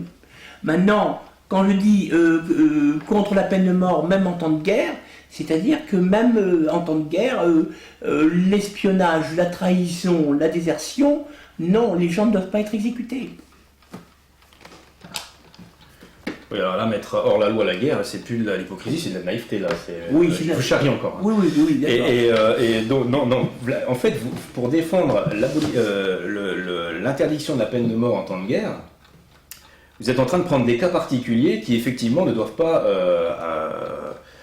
avoir recours à la peine de mort. Mais les cas de résistance, pareil, quand vous résistez, que vous êtes dans un pays occupé, quand vous êtes, vous êtes citoyen d'un pays qui est occupé par l'ennemi, si vous commettez des actes contre les armées occupantes, vous pouvez être exécuté. Je suis contre ça là aussi. Je suis contre regardez, pendant la dernière guerre mondiale, il y a des gens qui ont été exécutés parce qu'ils ont fait dérailler des trains, ou ils ont fait sauter ils s'en prenaient jamais à des populations civiles, ou ils ont attaqué comment ça s'appelle, des personnes, les occupants eux-mêmes, et puis... Mais ces gens-là sont des partisans, c'est des soldats aussi. Bah, je ne suis pas en train de dire que les Allemands ont eu raison de tuer. Je dis, la guerre fait que, forcément, chacun défend son bout de gras.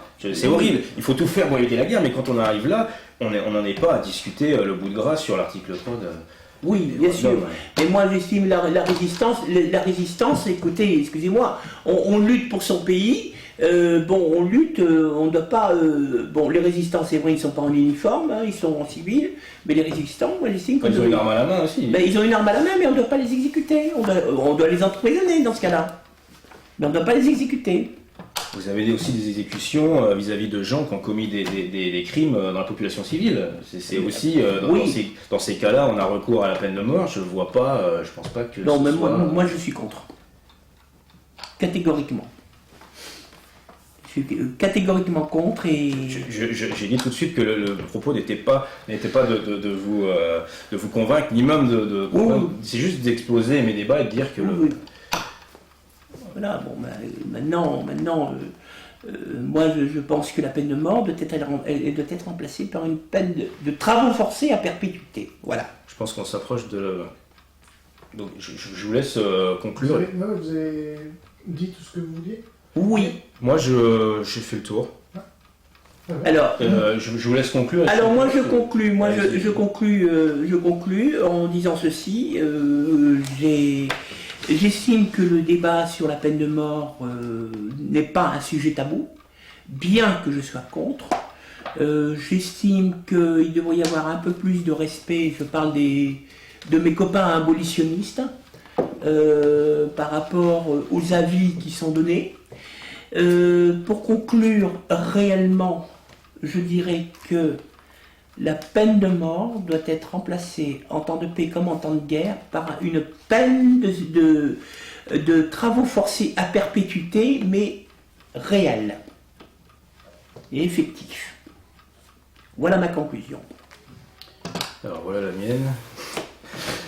Tout d'abord, merci à Jean Robin d'avoir organisé ce débat, puisque J'ai oublié aussi de dire merci. Oui. Et parce que c'est un débat qui pour moi est important, est un débat qui n'a pas lieu dans les principaux médias. C'est dommage. Et pour cause, vous disiez que vous êtes vous seriez pour un référendum. Oui. Vous seriez pas prêt à prendre ce risque. Écoutez, c'est la démocratie, hein. Ah, très bien. Mais, bien entendu, dans le référendum, je mettrai non au rétablissement de la peine de mort. Bien sûr. Écoutez. Et je ferai campagne pour le non. Et vous auriez raison de défendre vos convictions. Mais voilà. Moi, vous voyez, ce que je veux, c'est le droit de dire les miennes. Là, cet entretien me l'a permis. J'estime en plus humblement représenter beaucoup de gens. Je pense qu'il y a une bonne moitié de Français qui sont constamment pour la peine de mort dans certains cas, à qui on ne donne pas la parole. Et je voudrais en profiter pour dire qu'il n'y a pas une personne qui passe à la télé, il n'y a pas un homme politique qui risquerait d'être accusé de populisme, il n'y a même pas un philosophe qui prendrait la peine de défendre la peine de mort, parce qu'il perdrait sa carte de philosophe, il serait réduit au statut de polémiste, on dirait, il joue avec quoi là, il essaye de convaincre, et on ne peut pas, c'est pour ça que je rebondis sur ce que vous disiez, pour moi c'est vraiment tabou. Je pense que c'est tabou, on ne veut pas en parler, parce qu'on sait très bien que l'abolition qui est arc-boutée aux droits de l'homme est en contradiction flagrante avec le principe démocratique qui veut qu'une majorité impose ses choix. On a peur que cette majorité se trouve dans le camp du mal et on veut à tout prix, à toute force, interdire des débats tels que celui-ci. Alors que sous le septennat de Giscard d'Estaing, 75% des Français étaient pour la peine de mort. Oui, et pourtant, vous voyez, après 30 ans de catéchisme, on en est encore, je suis sûr, à 50-50. Pourtant, on met le paquet, et à chaque fois qu'on voit un débat, je vous dis, la semaine dernière, il y avait un débat que vous avez vu sur Public Sénat, c'est comme ça? Oui. Sénat. Oui. J'ai vu débat sur la peine de mort, j'ai dit, oh, non, c'est pas vrai. J'ai regardé, il y avait 4 personnes, on fait le tour des 4 personnes, les 4 sont contre la peine de mort, oui. Et la journaliste, pareil. Après, je vois une autre émission avec El Kabbach, pareil. Je lui dis, mais il n'y a pas de débat, ils sont tous d'accord. Il n'y a pas de débat. Qu'on enlève ce mot, il n'y a pas de débat sur la peine de mort, c'est Non, interdit. parce qu'ils auraient dû mettre, face à ces 4 personnes, ils auraient dû mettre 4 partisans de la peine de mort. Ouais, mais après, il faut les trouver, parce que ces non, mais gens-là, il y en a. Ces gens-là, ils ont des éditeurs, ils ont une vie, ils ont une voiture garée en bas, ils ont... Non, mais attendez, il y en a, hein, à commencer par Marine Le Pen. Oui, à commencer, à finir par Marine Le Pen, puisqu'il n'y en a qu'une. Oui. Il y a Sardou aussi. Sardou est pour la peine de mort, il n'est pas d'extrême droite, hein, Sardou. Hein. Non, mais bon, il est pris pour un facho, et il a une vision caricaturale de la défendre aussi, donc c'est pas... Vous voyez, c'est pas avec des gens comme Marine Le Pen ou Sardou, franchement, qu'on va donner plus de crédibilité à la peine de mort. Je voudrais juste que ce débat, avoir contribué humblement avec vous, et je vous remercie, avoir fait que ce débat soit enfin légitime, parce qu'il y a beaucoup de gens, il y a des millions de gens qui pensent que dans certains cas on doit avoir recours à la peine de mort, et ces gens ne sont pas des monstres. Ils ont aussi le souci du bien commun, tout simplement. Je finis là-dessus. Messieurs, merci beaucoup. Merci.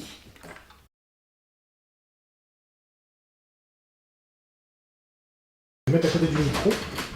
Donc voilà, merci d'être resté avec nous pour quelques questions. Dans ce débat, vous avez beaucoup parlé de la perpétuité. Et donc, M. Dutilloy a parlé du fait de faire des travaux forcés, d'intérêt général, donc. Mais je pensais qu'Éric Guéguen rebondirait sur le fait que dans ces cas-là, il peut y avoir un cas d'évasion. Et c'est d'ailleurs arrivé, même souvent. Donc, est-ce que là, c'est pas un argument fort quand même contre cet argument de la perpétuité? Écoutez, il y a des cas d'évasion aussi de personnes qui ne sont pas condamnées à perpétuité ou à une peine de sûreté. Il y a des gens qui font des petits délits, qui sont en prison et qui s'évadent. Je crois qu'en France, on est un des seuls pays où l'évasion est punie. En Belgique, si vous n'avez commis aucun délit, si vous n'avez menacé personne pour vous évader de prison, vous êtes repris, mais vous n'êtes pas jugé. Mais bon, l'évasion, ça concerne tout le monde, hein. Tout prisonnier, qu'il soit condamné à vie ou qu'il soit condamné à temps, à mort, non, c'est votre porte. Non, il pourra pas. Mais il a toujours espoir de s'évader. Donc, je ne pense pas. Et alors pourquoi ne pas avoir évoqué cet argument dans le feu de l'action, là, j'avoue que je n'ai pas rebondi sur l'aspect travaux forcés, j'ai juste rebondi sur le fait qu'il y aurait beaucoup de gens à s'opposer à ce genre de choses parce que c'est un retour aux années sombres de notre histoire, et on connaît la musique. Et le fait de, l'évasion, mais même sans aller jusqu'au... L'évasion peut avoir lieu constamment à partir du moment, sans parler de travaux forcés, à partir du moment où il y a perpétuité, effectivement. Et ce qui distingue cette évasion de l'évasion d'un petit criminel, d'un petit de l'auteur de petits délits, c'est que c'est quand même un prédateur. Et là, ça pose effectivement, Dries vient de le dire, un problème. Alors, autre question qui me paraît important de soulever. Moi, il me semble qu'un des arguments les plus en faveur de la peine de mort, c'est que la personne qui a été tuée par un assassin n'est pas passée devant un tribunal, alors que la personne qui est condamnée à mort a cette chance, entre guillemets, de passer devant un tribunal. Voilà. Est-ce que vous pouvez réagir là-dessus? Est-ce que c'est un bon argument ou pas? C'est un bon argument, oui, mais il passe devant un tribunal.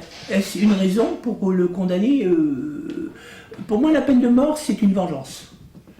La condamnation à une peine de prison à vie ou travaux forcés à vie, mais réelle, ce n'est pas de la vengeance, c'est une punition face à un acte horrible.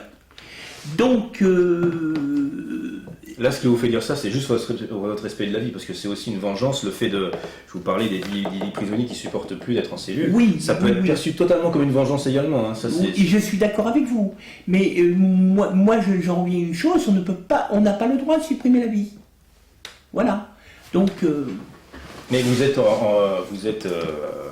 cohérent avec vous-même, vous avez le respect de la vie. Je crois que vous avez dit que vous êtes croyant, il me semble. Oui, je crois, mais je n'ai pas de, pas de religion. Je n'ai plus de religion. Vous êtes croyant. Oui. Je vous trouve, je n'ai rien à vous opposer sur ce point de vue-là, parce que vous êtes cohérent avec vous-même, et oui, bien, là je suis d'accord. Quelqu'un de croyant qui me dit Dieu a donné la vie, seul Dieu peut la reprendre, je dis il n'y a pas d'opposant, c'est sa croyance, j'attaque sa croyance sinon. Donc là on est d'accord, mais c'est pas du tout, mais alors pas du tout le cas de la majorité des abolitionnistes. Alors autre question, toujours sur cette perpétuité réelle, parce que c'est intéressant. Est-ce que finalement vous ne condamnez pas la personne à vivre? C'est-à-dire que qu'est-ce que vous attendez de la perpétuité réelle, vu qu'elle ne peut pas renier son crime, enfin elle ne peut pas dire qu'elle a fauté, parce que qu'elle se le dise ou pas, de toute façon elle repartira les pieds devant, comme vous l'avez dit. Et est-ce que c'est pas finalement une torture quotidienne et permanente, sachant que, donc ça a été mentionné aussi, il n'y a pas de liberté, donc sachant qu'un homme n'a pas cette liberté de sortir un jour, est-ce que ça n'en fait pas un animal? Et je finirai en disant, l'animal qu'on veut épargner quand on le voit blessé, on le tue. Et si on ne veut pas abréger ses souffrances, on le laisse comme ça crever, ça met beaucoup de temps. Oui, mais l'animal il est blessé, l'homme ou la femme criminelle n'est pas blessé. Il est face à son crime, il est face la mort, une mise à mort, ça dure combien de temps une mise à mort? Une guillotine, ça dure... Je peux pas répondre. J'ai pas insisté. Non, mais une décapitation par la guillotine, le coup près tombe, c'est terminé. Oui. C'est terminé. Oui. Bon, mais quelqu'un qui est face à son crime, c'est pas une question de torture. Moi, j'estime une personne. Mais c'est plus pervers. Alors, vous êtes vraiment dans la vengeance. Vous vous dites, il faut vraiment qu'il paye. Mais je ne suis pas pervers. Non. Moi, je ne suis pas pervers, je ne suis pas pervers dans mon raisonnement. Je dis, on n'a pas le droit d'enlever la vie. Une personne commet un crime horrible. Sauf le criminel, lui, il a le droit, c'est le seul en fait. Ah non, mais attention, mais moi je ne me place pas là-dessus. Je me place sur le fait que le criminel, il a commis un acte, il doit le payer toute sa vie. Oui. Une exécution, ça dure 5 minutes, peut-être, je ne sais pas. Oui. Mais Hein? le principe, moi, je vous dis, c'est, encore une fois, c'est pour ça que j'ai l'impression que vous, par contre, c'est de la vengeance, c'est pas de se venger, c'est de se dire, il faut protéger la société, la personne rentre en guerre contre elle, il faut protéger la société de ce dangereux individu, et en même temps, il n'est pas normal de demander à la société de payer pour le maintenir en vie. Je sais que vous allez me dire qu'on peut très bien l'employer à faire du travail, mais on ne va pas revenir sur le débat. Mais voilà. C'est ce que j'ai dit. Non, mais moi je dis que un crime, parce que vous êtes pour la peine de mort, un crime horrible, ça se paye quand on commet un crime horrible. Mais pour moi, c'est ce que j'ai dit, la prison à perpétuité réelle. Dans un QHS. Mais vous êtes d'accord pour dire que jusqu'à présent ça n'a pas existé en France? Les QHS ont déjà existé. Oui, non, les QHS, mais la perpétuité. La perpétuité a existé en France, oui, mais avant les années, sous la 4e, sous la 3e et la 4e République. Hein, mais elle n'a pas elle a existé aussi au début de la 5e, sous De Gaulle, Pompidou et Giscard d'Estaing, mais elle n'a plus existé après. Voilà. Mais il y a encore des gens qui ont été condamnés à la prison à vie sous Giscard d'Estaing, ils ne sont pas ressortis. Parce qu'on parle toujours de ces gens-là. Et ils sont toujours en prison. Parce que la loi sur les peines de substitution, vous savez qu'on ne peut pas rendre une loi rétroactive pour ce qui concerne les peines de prison. Bon, eh bien, ils ne bénéficient pas des lois ont libéré, ils ne bénéficient pas des peines de substitution. Voilà. Donc non, il faut vraiment faire comme sous la 3e et la 4e République. Il y avait des gens qui n'étaient pas condamnés à mort, qui avaient tué, et ben ils étaient condamnés à la prison à vie. Et voilà. Bon, ben il faudrait en venir là. Pour moi, vous allez, de toute façon, vous heurterez toujours à l'idéologie dominante. L'article 5 des droits de l'homme. Oui, oui. Plus généralement les droits de l'homme. Et en plus, la France saute à pieds joints dans tout. Elle cède tous ses pouvoirs à l'Europe et en particulier aux droits de l'homme. Et je sais plus, il y a le protocole numéro 13 qui justement stipule l'abolition même en temps de guerre. Le protocole numéro 13 de la Cour européenne des droits de l'homme, qui est passé en 2003 et que la France s'est empressée de signer en 2008. Exactement. Parce que de toute façon, elle signe tout ce qui a l'estampille droits de l'homme, elle pose son blanc-seing. C'est l'article, c'est la loi constitutionnelle numéro 2007-239 du 23 février 2007. Ça, je peux pas. Et ben c'est celle-là, c'est cette loi-là. Cette loi-là, et à côté de ça, on va quand même envoyer des. Enfin, on n'est pas foncièrement contre la mort, puisqu'on envoie quand même des gens se faire tuer aux quatre coins du monde pour des causes, telles causes. Ça pose aucun souci, aucun scrupule à la fameuse Cour européenne des droits de l'homme, à laquelle je donne vraiment l'impression d'en vouloir, hein, mais pour moi tout est attaché. Il y a une logique dans tout ça. Je comprends votre point de vue, Il y a beaucoup de non-dits, quoi. Ouais. Autre question, donc vous l'avez dit, enfin vous ne l'avez pas dit, mais moi je le dis, c'est un débat quasiment historique, puisque au moins depuis l'abolition, il n'y a pas eu de débat public sur la peine de mort, donc vous-même vous prenez des risques, quelque part en débattant à visage découvert, ce qui est quand même affolant. Que pensez-vous d'un argument des abolitionnistes qui dit que tout débat sur la peine de mort est un retour en arrière, hein, et un retour vers la barbarie quelque part? Je ne suis pas d'accord avec lui. J'estime, moi pour ma part, bon, je prends les risques, j'assume. Si demain on m'attaque parce que je suis passé sur votre chaîne, je n'enlèverai rien des propos que j'ai tenus. Je serai même prêt à défendre mon contradicteur. Si lui aussi il est poursuivi, je serai prêt à le défendre. Bien que nous ne soyons pas du même avis. Maintenant, qu'est-ce que vous pouvez me répéter? Ils disent que c'est un retour en arrière. Mais c'est pas un retour en arrière. Que le débat est clos. Non, mais le débat n'est pas clos. Le débat n'est pas clos parce que pour ma part, c'est pas un retour en arrière. Moi, je débat. Demain, je peux débattre avec d'autres gens qui sont pour je pourrais même débattre avec Marine Le Pen qui est pour la peine de mort. Le débat n'est pas clos parce que moi, j'apporte des solutions. J'estime que j'apporte des solutions. Bon, je parle de perpétuité gratuité réelle. J'en ai marre des peines de substitution. J'estime que les peines de substitution, c'est du n'importe quoi. J'en ai marre qu'on s'apitoie sur les accusés, alors qu'on ne s'apitoie pas sur les parties civiles. Bon, alors moi, il y a des solutions. Moi, ce n'est pas un retour vers la barbarie, hein, c'est un débat. C'est-à-dire qu'on peut avoir, entre partisans de la peine de mort et partisans du maintien de l'abolition de la peine de mort, eh bien, on peut dégager des solutions ensemble. Alors, je ne vois pas où le débat est clos. Voilà. Parce qu'une fois, je suis tombé sur quelqu'un qui était partisan de la peine de mort, et qui, quand je lui ai balancé peine de prison à vie sans... Ah, il m'a dit ça, c'est une bonne solution. C'est ce qu'il aurait dû faire, Badater. Vous voyez? Bon, le débat n'est pas clos pour moi. Et c'est très bien. Moi, je vais répondre donc à ta question.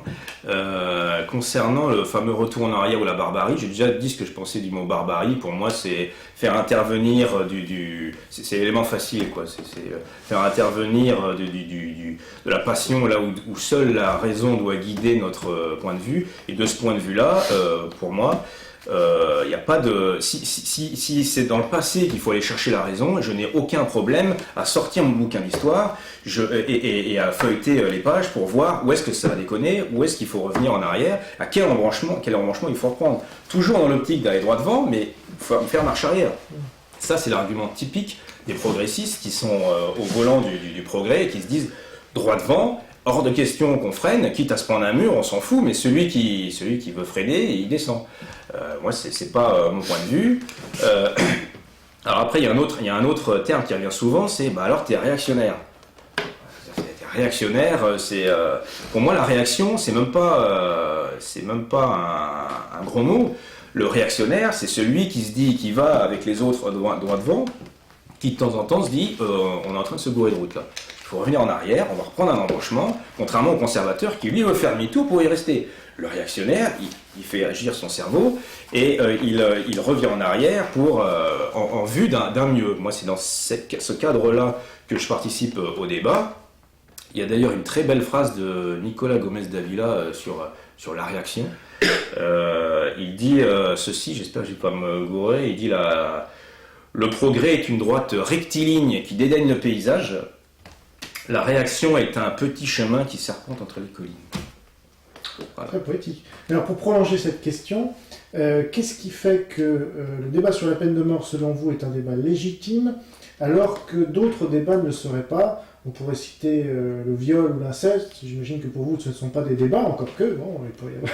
mais dites-moi, en gros, qu'est-ce qui différencie un débat légitime d'un tabou? Et pourquoi ce débat sur la peine de mort n'est-il pas tabou? Mais d'abord, il faudrait que vous me disiez, c'est quoi un tabou? Alors, le tabou, en termes psychanalytiques, c'est ce dont la société doit disposer pour être structurée. Mais attention, on peut faire dire n'importe quoi, sur n'importe quelle question, on peut dire c'est un tabou. C'est très dangereux. Contentez-vous des deux sujets que je vous donne, le viol et l'inceste, par exemple. Mais le viol et l'inceste, ce sont des crimes. Le viol et l'inceste, pour moi, ce sont des crimes. Mais la peine de mort, c'est pas un crime pour vous? Mais la peine de mort, c'est un crime, mais on a le droit au débat sur la peine de mort. La peine de mort, c'était un crime légal. La peine de mort, quand elle est appliquée, c'est un crime légal. Judiciaire. Le viol, c'est interdit par la loi. L'inceste, c'est interdit par la loi. C'est comme le fait de voler ou d'assassiner. Assassiner ou violer un enfant ou battre une femme à mort, ça c'est interdit par la loi. Je ne peux pas parler de tabou. Moi, le mot tabou me paraît très dangereux. Je peux parler que la peine de mort, pour moi, c'est pas un tabou. L'abolition de la peine de mort, le maintien de l'abolition de la peine de mort, ce n'est pas un tabou non plus. Donc moi, je vois pas où... pour moi, le débat doit avoir lieu, il n'est pas clos. Parce que de ce débat doivent dégager des idées intermédiaires qui n'impliquent pas qu'il y ait rétablissement de la peine de mort. Alors moi, j'ai pas de tabou.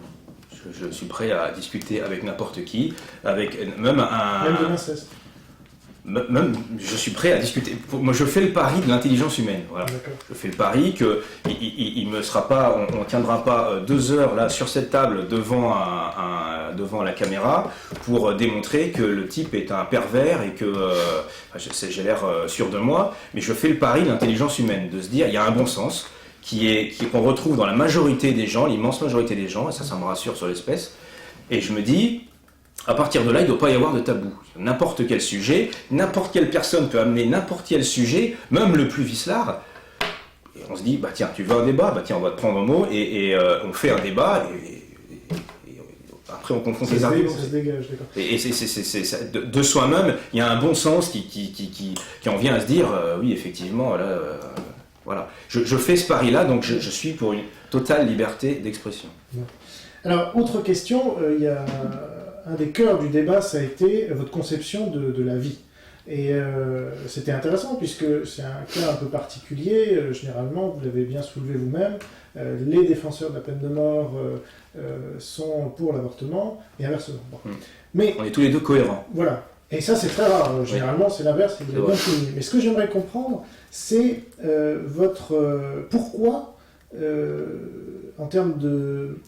Vous avez dit, Dominique Dutilloy, que vous étiez contre la peine de mort parce que on ne pouvait pas tuer légalement. Non, pour moi, non. Voilà. On n'a pas le droit de tuer légalement. Voilà. Et donc, c'est atteindre à la vie, en fait. Oui, c'est une atteinte à la vie. Donc pour vous, j'aimerais comprendre ce qui vous différencie, parce que vous aussi, vous ne voulez pas qu'on atteigne à la vie, mais la vie de la victime, en l'occurrence. Donc pourquoi ce choix je ne sais pas si je me fais bien comprendre. Si, je crois que monsieur, vous êtes pour l'avortement et pour l'euthanasie. Et moi, je suis pour l'euthanasie, je n'ai pas d'avis bien tranché. L'avortement, je ne suis pas pour. Bon, oui. Alors, je ne sais pas si ça nous différencie, je ne sais pas. Moi, j'en reviens au fait qu'on ne doit pas enlever la vie. Voilà. Mais j'essaie de comprendre pourquoi. Je ne voue pas, moi, un culte à la vie. J'aime la vie, je suis content de vivre. Je ne voue pas ce culte à la vie, comme j'ai essayé d'expliquer l'idéologie qui consiste à vénérer l'être générique. Je ne suis pas, moi, dans cette démarche-là. Et pour moi, il y a des morts méritées. À partir du moment où une personne peut peut détraquer toute une société, j'estime que les sociétés aussi ont des droits. Pourrait établir pareil, la charte des droits des sociétés, enfin on n'en finirait pas, je plaisante, mais j'estime que les sociétés ont des droits et qu'il doit pouvoir avoir recours à la peine capitale, et voilà, je ne voue pas un culte à la vie. Voilà, ce que j'aimerais comprendre, c'est d'où ça vient ce choix, aussi bien celui de Dominique Dutilloy que le vôtre. Quel fondement philosophique, religieux, quelle est votre religion dans le domaine, si je puis dire, qu'elle soit athée ou pas?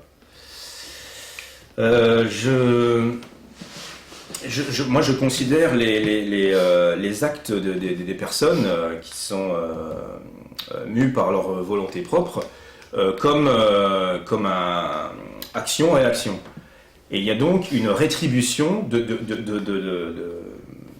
l'action qu'on produit dans l'espace public, et ça je m'appuie sur Kant, métaphysique des mœurs, c'est le principe de rétribution, et c'est ça qui fait qu'il est pour la peine de mort.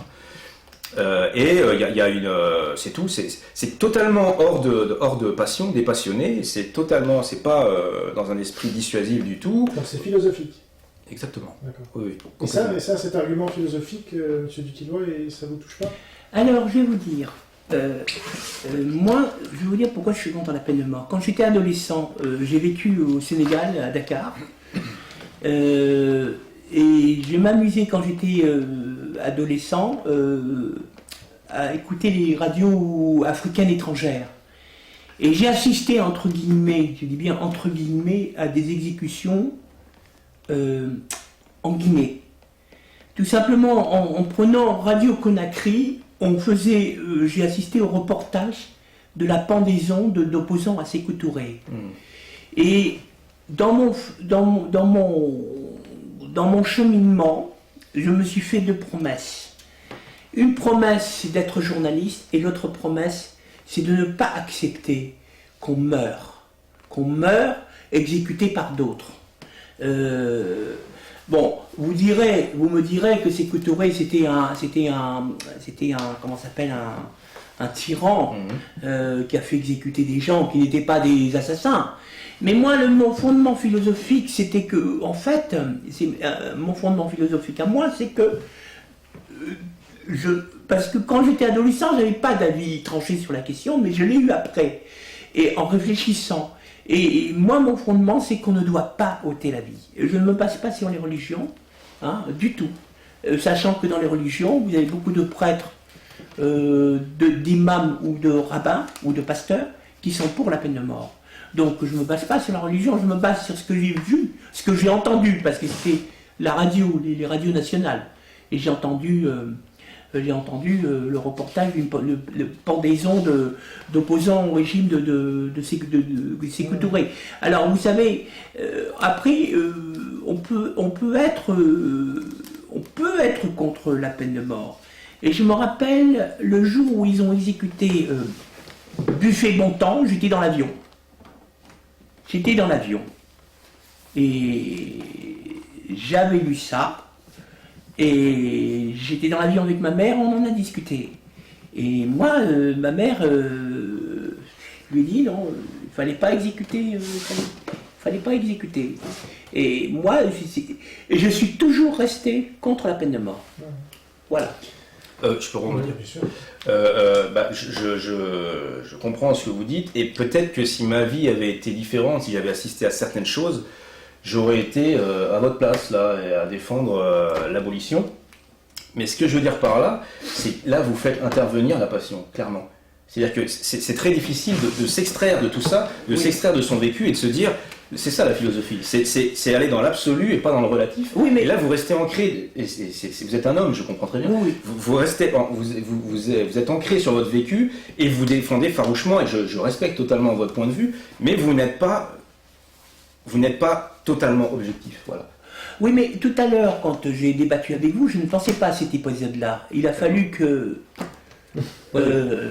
mais vous dites que ça a influencé votre choix. Ça l'a influencé, mais j'ai quand même eu vous savez, on réfléchit, parce que seuls les imbéciles ne changent pas d'avis. J'ai quand même pu lire des descriptions de crimes ou des choses comme ça. J'ai pu être révolté aussi. Mais mon choix, je l'ai fait, mais je crois que mon choix, il est fait par plusieurs... des années de réflexion, quoi. Mais parce que je ne pensais plus à cet épisode-là, quand tout à l'heure j'ai débattu avec vous. Alors, peut-être dernière question, à moins que vous ayez d'autres points de vue. Vous avez posé beaucoup de questions, M. Dutillois, oui, normal. Alors, il aurait pu vous en poser aussi. Oui. Et parmi celles-là, si vous-même, vous aviez votre père, votre frère, votre enfant, qui avait été atrocement violé, découpé en morceaux, etc., est-ce que vous arrivez à vous mettre dans la peau de quelqu'un qui aurait vécu ça et à qui on dit finalement ce gars-là il va aller en prison, donc il va continuer de vivre, alors que votre enfant, votre père, etc. Serait mort, et qu'est-ce que... Honnêtement, vous voulez que je sois honnête avec vous? Oui. Je n'ai jamais été confronté à une telle situation.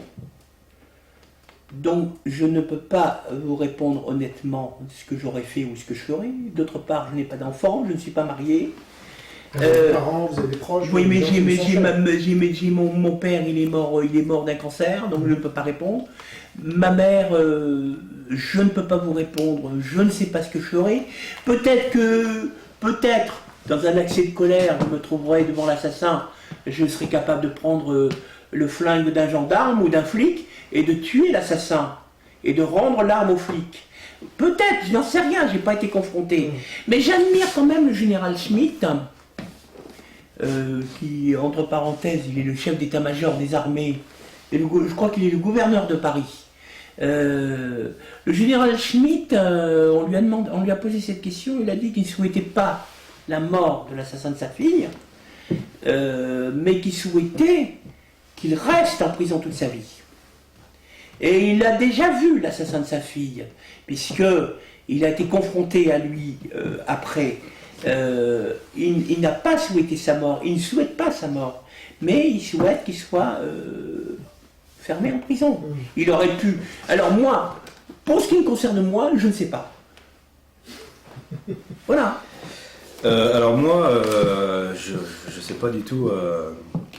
Je pense qu'effectivement, j'aurais tendance à être hors de moi, je le vivrais forcément très mal et je pense que la haine viendrait facilement. Mais je pense aussi que c'est un mauvais argument. C'est-à-dire que c'est un argument, pour pas dire généralement, qui est dans mon camp. Et c'est un mauvais argument parce que c'est justement le pendant de l'argument de Dominique concernant votre vie, Oui. ce que vous avez vécu. Et c'est un argument aussi qui fait intervenir la passion.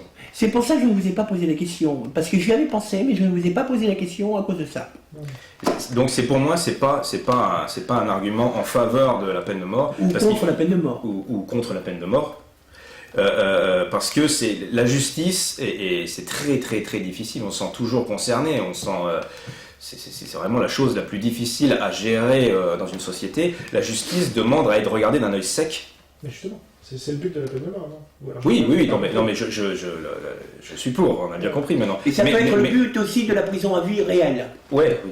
Mais le fait de prendre appui en disant, comme vous l'avez demandé, et si ça vous arrivait à vous, c'est un vrai argument et forcément on se pose la question, mais c'est pas un argument qui doit rentrer. Je le mets de côté parce que il y a de la passion là-dedans. Et je fais le pari du bon sens et de l'intelligence humaine.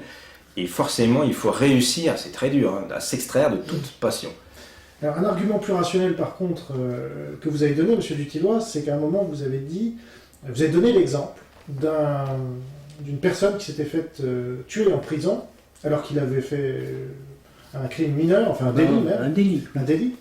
Il s'est fait tuer par un multirécidiviste, qui était en prison. Oui. Mais est-ce que c'est pas le contre-exemple de votre thèse, sachant que vos gars qui vont commettre des délits très graves vont être gardés en prison? Non, je n'aurais peut-être pas dû en parler dans le débat parce que c'était sur la peine de mort. J'aurais peut-être dû dire, par exemple, le fait c'est que, parce qu'il ne faut pas mélanger crime et délit, le fait que quelqu'un, par exemple, ce fameux Udir, d'ailleurs l'article est là, je vais vous le laisser, le fameux Udir, qu'est-ce qu'il avait fait? Il a été condamné à 18 mois de prison ferme parce qu'il avait été surpris en récidive de conduite sans permis, avec à la clé un délit de fuite après avoir accroché un véhicule en stationnement, et avec un excès de vitesse. Mais il n'a pas fait victime. Et il se retrouve dans sa cellule avec cet assassin multirécidiviste. Alors, la justice, c'est vrai, qu'on prône le retour de la peine de mort ou qu'on prône vraiment la perpétuité réelle, la justice doit se réformer. Hein? On ne doit pas laisser des choses comme ça se faire. Parce que c'est pour ça que quand je mets condamné à mort et exécuté pour conduite en état d'ébriété, d'alcoolémie, c'est vrai, il était en état... Vous voudriez à la fois la perpétuité réelle, mais aussi qu'il y ait un emprisonnement de gens à peine égale, si je comprends bien. Non, vous ne comprenez pas. Expliquez-moi. Non, vous ne comprenez pas. Quelqu'un qui fait une faute au code de la route, par exemple quand vous conduisez sans permis, vous allez à la casse-prison. Moi j'estime non. Mais il y a plein de gens aujourd'hui qui ne vont pas à la casse-prison alors qu'ils devraient y aller. Les peines de moins de 3 ans ne sont... C'est plutôt cette tendance-là, en général. Voilà. Mais par milliers. Oui, mais les peines de moins de 3 ans ne concernent pas des crimes. Une peine de moins de 3 ans, il faut réformer la justice. D'abord, il faut que les jugements soient rendus plus rapidement, eu égard. Et je pense aux parties civiles. Je pense aux parties civiles, que ce soit pour parties civiles des victimes de délits ou les parties civiles des familles de victimes de crimes. La justice doit être rapide. Il faut réformer la prison. Si vous voulez condamner quelqu'un à la prison 2 ans, 3 ans, il ne faut pas le mélanger avec des criminels endurcis. Donc il faut réformer la prison. Voilà. Comme ça, vous pourrez, si vous êtes abolitionniste, si vous êtes pour le maintien de l'abolition de la peine de mort, si vous voulez plus entendre parler de la peine de mort, si vous faites un programme de transformation des prisons de manière à ne pas mélanger les criminels avec les auteurs de délits, peut-être que vous pourrez vous permettre d'avoir des places pour ces gens qui méritent vraiment la prison à vie. C'est là où j'ai voulu en venir. Voilà. Mais le problème, ce que je disais tout à l'heure, je suis d'accord pour dire qu'il y a des choses qui ne vont pas en prison et qu'il faut revoir. Il y a beaucoup de choses à revoir, je suis d'accord. Mais vous êtes en train en fait de dire que, je vous disais, au lieu de partir du nombre de délits et de dire il faudra autant de délits, autant de places de prison, vous partez des prisons en disant on ne peut pas les mettre en prison, on les laisse dehors. Ça revient aussi à ça, en disant si, parce que vous vous dites il faut faire de la place pour ceux qui méritent vraiment la perpétuité, et pour ces gens-là, on va dire que les délits n'en sont plus. Et qu'est-ce que vous faites des bracelets électroniques? Moi, je suis pour pour le électronique empêche franchement un type de braquer au fond. Non, mais quand je parle dans la de vie réelle. non, mais quand je parle de délit, parce que je crois que vous mélangez délit et crime. Non, je sais ce qu'il y a un délit. Non, mais moi quand je parle crime n'apporte pas forcément la mort non plus. Non, mais moi quand je parle de délit, je parle de quelqu'un qui a commis un délit sans acte de violence. Sans acte de violence contre une victime. Il fait une victime, bien sûr, mais la victime n'a pas été atteinte dans son intégrité physique.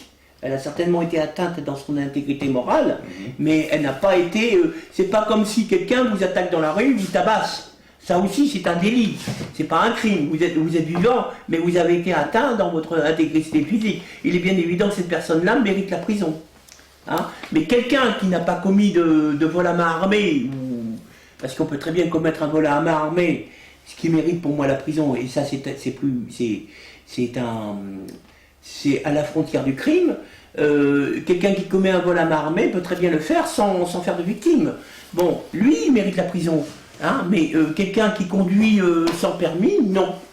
Je suis désolé. Alors, autre question. Je voudrais juste rebondir sur ce que j'ai dit moi-même. Ouais. Je dis qu'il faut autant de places de prison qu'il y a de crimes ou délits qui nécessitent la prison.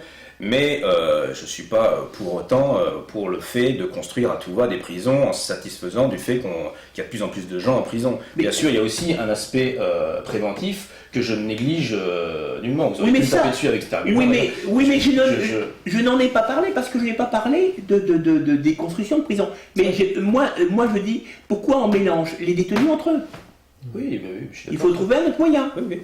Donc, non, finalement, ce sera peut-être ça la dernière question, mais est-ce que pour vous, le débat sur la peine de mort a une chance d'être réouvert au niveau national? Donc, vous avez dit que c'était souhaitable, mais est-ce que ça a une chance d'arriver? Et comment ça pourrait arriver? Écoutez, ça dépend des médias. Mais quand on me parle d'un débat sur la peine de mort, parce qu'il y a eu des débats sur la peine de mort, j'admire beaucoup Badinter, je suis en parfaite osmose avec lui. Hein, mais quand vous m'annoncez un débat sur la peine de mort, il a eu lieu dans plusieurs émissions sur la chaîne parlementaire, il a eu lieu aussi sur France 3, et que bon, je regarde le débat avec beaucoup d'attention, mais là où je ne suis pas d'accord, c'est que je me retrouve avec des débatteurs qui sont tous contre la peine de mort. Mais où sont les autres? Il y a des gens qui sont pour la peine de mort. Moi, j'estime que celui qui est pour la peine de mort, il ne doit pas être discriminé. Hier, sous Giscard, il y avait des gens qui étaient contre la peine de mort, à commencer par Robert Badinter lui-même. Les médias leur ouvraient les portes. Hein, Jane Birkin, elle était contre la peine de mort. On lui a ouvert les portes des médias. Pourquoi on ne fait pas ça? C'est honneur d'admettre ça, c'est très bien. Ben oui, mais pourquoi ne pas admettre que quelqu'un puisse...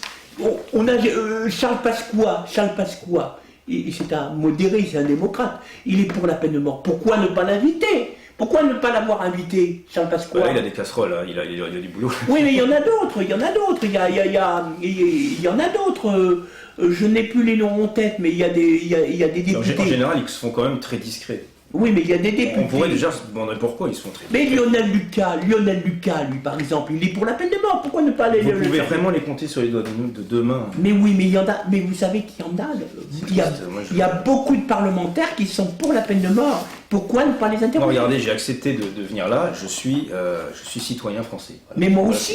Oui, Moi non, aussi. mais je veux dire, vous êtes journaliste. Vous avez accès à différents médias de temps en temps. Oui, quand même. oui. Pas moi, rien. Moi, je suis l'homme de base et je peux me permettre parce que je risque rien. J'ai pas de. Si vous risquez, Si on m'attaque, je vais être emmerdé parce que j'ai un trop petit salaire, je pourrais pas me payer un avocat. Ah non, mais si on vous attaque, moi je prendrais.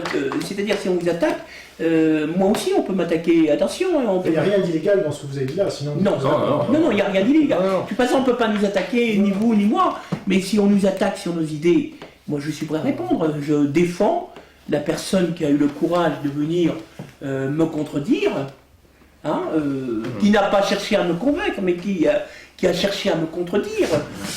Moi j'estime que le débat... Pour conclure sur votre question, cela dépend de la volonté des médias.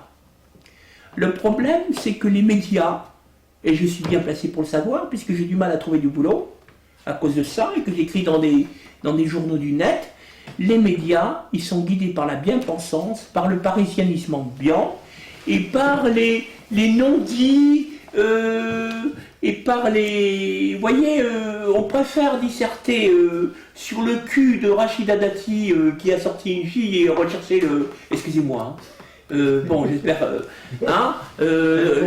oui, l'enfant de Rachida Dati, plutôt que de parler de sujets de société. Cette année, c'était plutôt des SK. Là, c'était le gros sujet. Le cul aussi. Oui, voilà. La politique en France, ça se résume à ça. Oui, mais moi, je suis constitutionnaliste,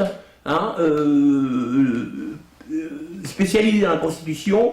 Moi, j'estime que la politique, on ne doit pas passer son temps à faire des trucs. On a fait des manchettes avec SK. On a fait des manchettes, des éditions spéciales. Non, mais là, on est d'accord. Bon. On est tous d'accord. Là. Voilà. Bon, alors la pensée unique. Monsieur Dutillot dit ce sont les médias qui sont à la fois le verrou et la solution. Oui. Est-ce que c'est votre avis aussi? Je sais que vous êtes très attaché aux médias Internet et que vous ne croyez pas du tout, je crois savoir, que vous ne croyez pas du tout à la télévision. Moi, c'est pareil pour moi. Pour moi, c'est même plus un média, je ne la regarde pas. Il n'y a pas de débat non plus dans la grande presse, ni à la radio. Non, mais regardez, grâce au net, on peut organiser des débats. Est-ce que cette vidéo, si on la met sur Dailymotion, est-ce que des milliers de gens vont la regarder? Peut-être, c'est au moins une amorce de débat et ils verront qu'ils n'ont pas sali leur âme en regardant cette vidéo. Mais je me fais aucune illusion, ça n'apparaîtra pas dans la télé. Le jour où ça apparaîtra dans la télé, c'est que Internet aura gagné, que plus personne ne regardera la télé, qu'ils essaieront de rattraper le coup, quoi. Mais c'est tout, je compte pas du tout sur la télé. Le jour où on verra vraiment, on a vu Robert Ménard qui a eu le... Bon, je suis pas d'accord avec tout ce que dit Robert Ménard, mais franchement, ce qu'il a fait, dire qu'il est pour la peine de mort, c'est vraiment courageux. Ça peut sembler... Oui, mais il s'est fait taper sur les doigts. Oui, c'était évident, il le savait. Mais au-delà du débat sur la peine de mort et au-delà enfin, je ne suis pas un grand fan de Robert Ménard, mais c'est très courageux, c'est vraiment courageux. Il faut savoir qu'en France aujourd'hui, être l'ancien de Reporters sans frontières et dire ça, c'est vraiment... c'est limite suicidaire, quoi. Heureusement qu'il a une bonne partie de sa carrière derrière lui. Je lui souhaite encore longue vie professionnelle. Mais heureusement que qu'il n'était pas au début. Sinon, je pense qu'on l'aurait fait taire, on l'aurait muselé. Mais là, on ne peut pas le museler parce qu'il est sur une télé. Voilà. Moi, je pense que de toute façon, les médias ne seront jamais supplantés par Internet, mais seront les compléments d'Internet.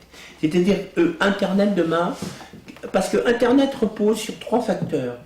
L'écrit, le visuel et l'audio. Parce que il m'est arrivé d'écouter des émissions de radio sur Internet.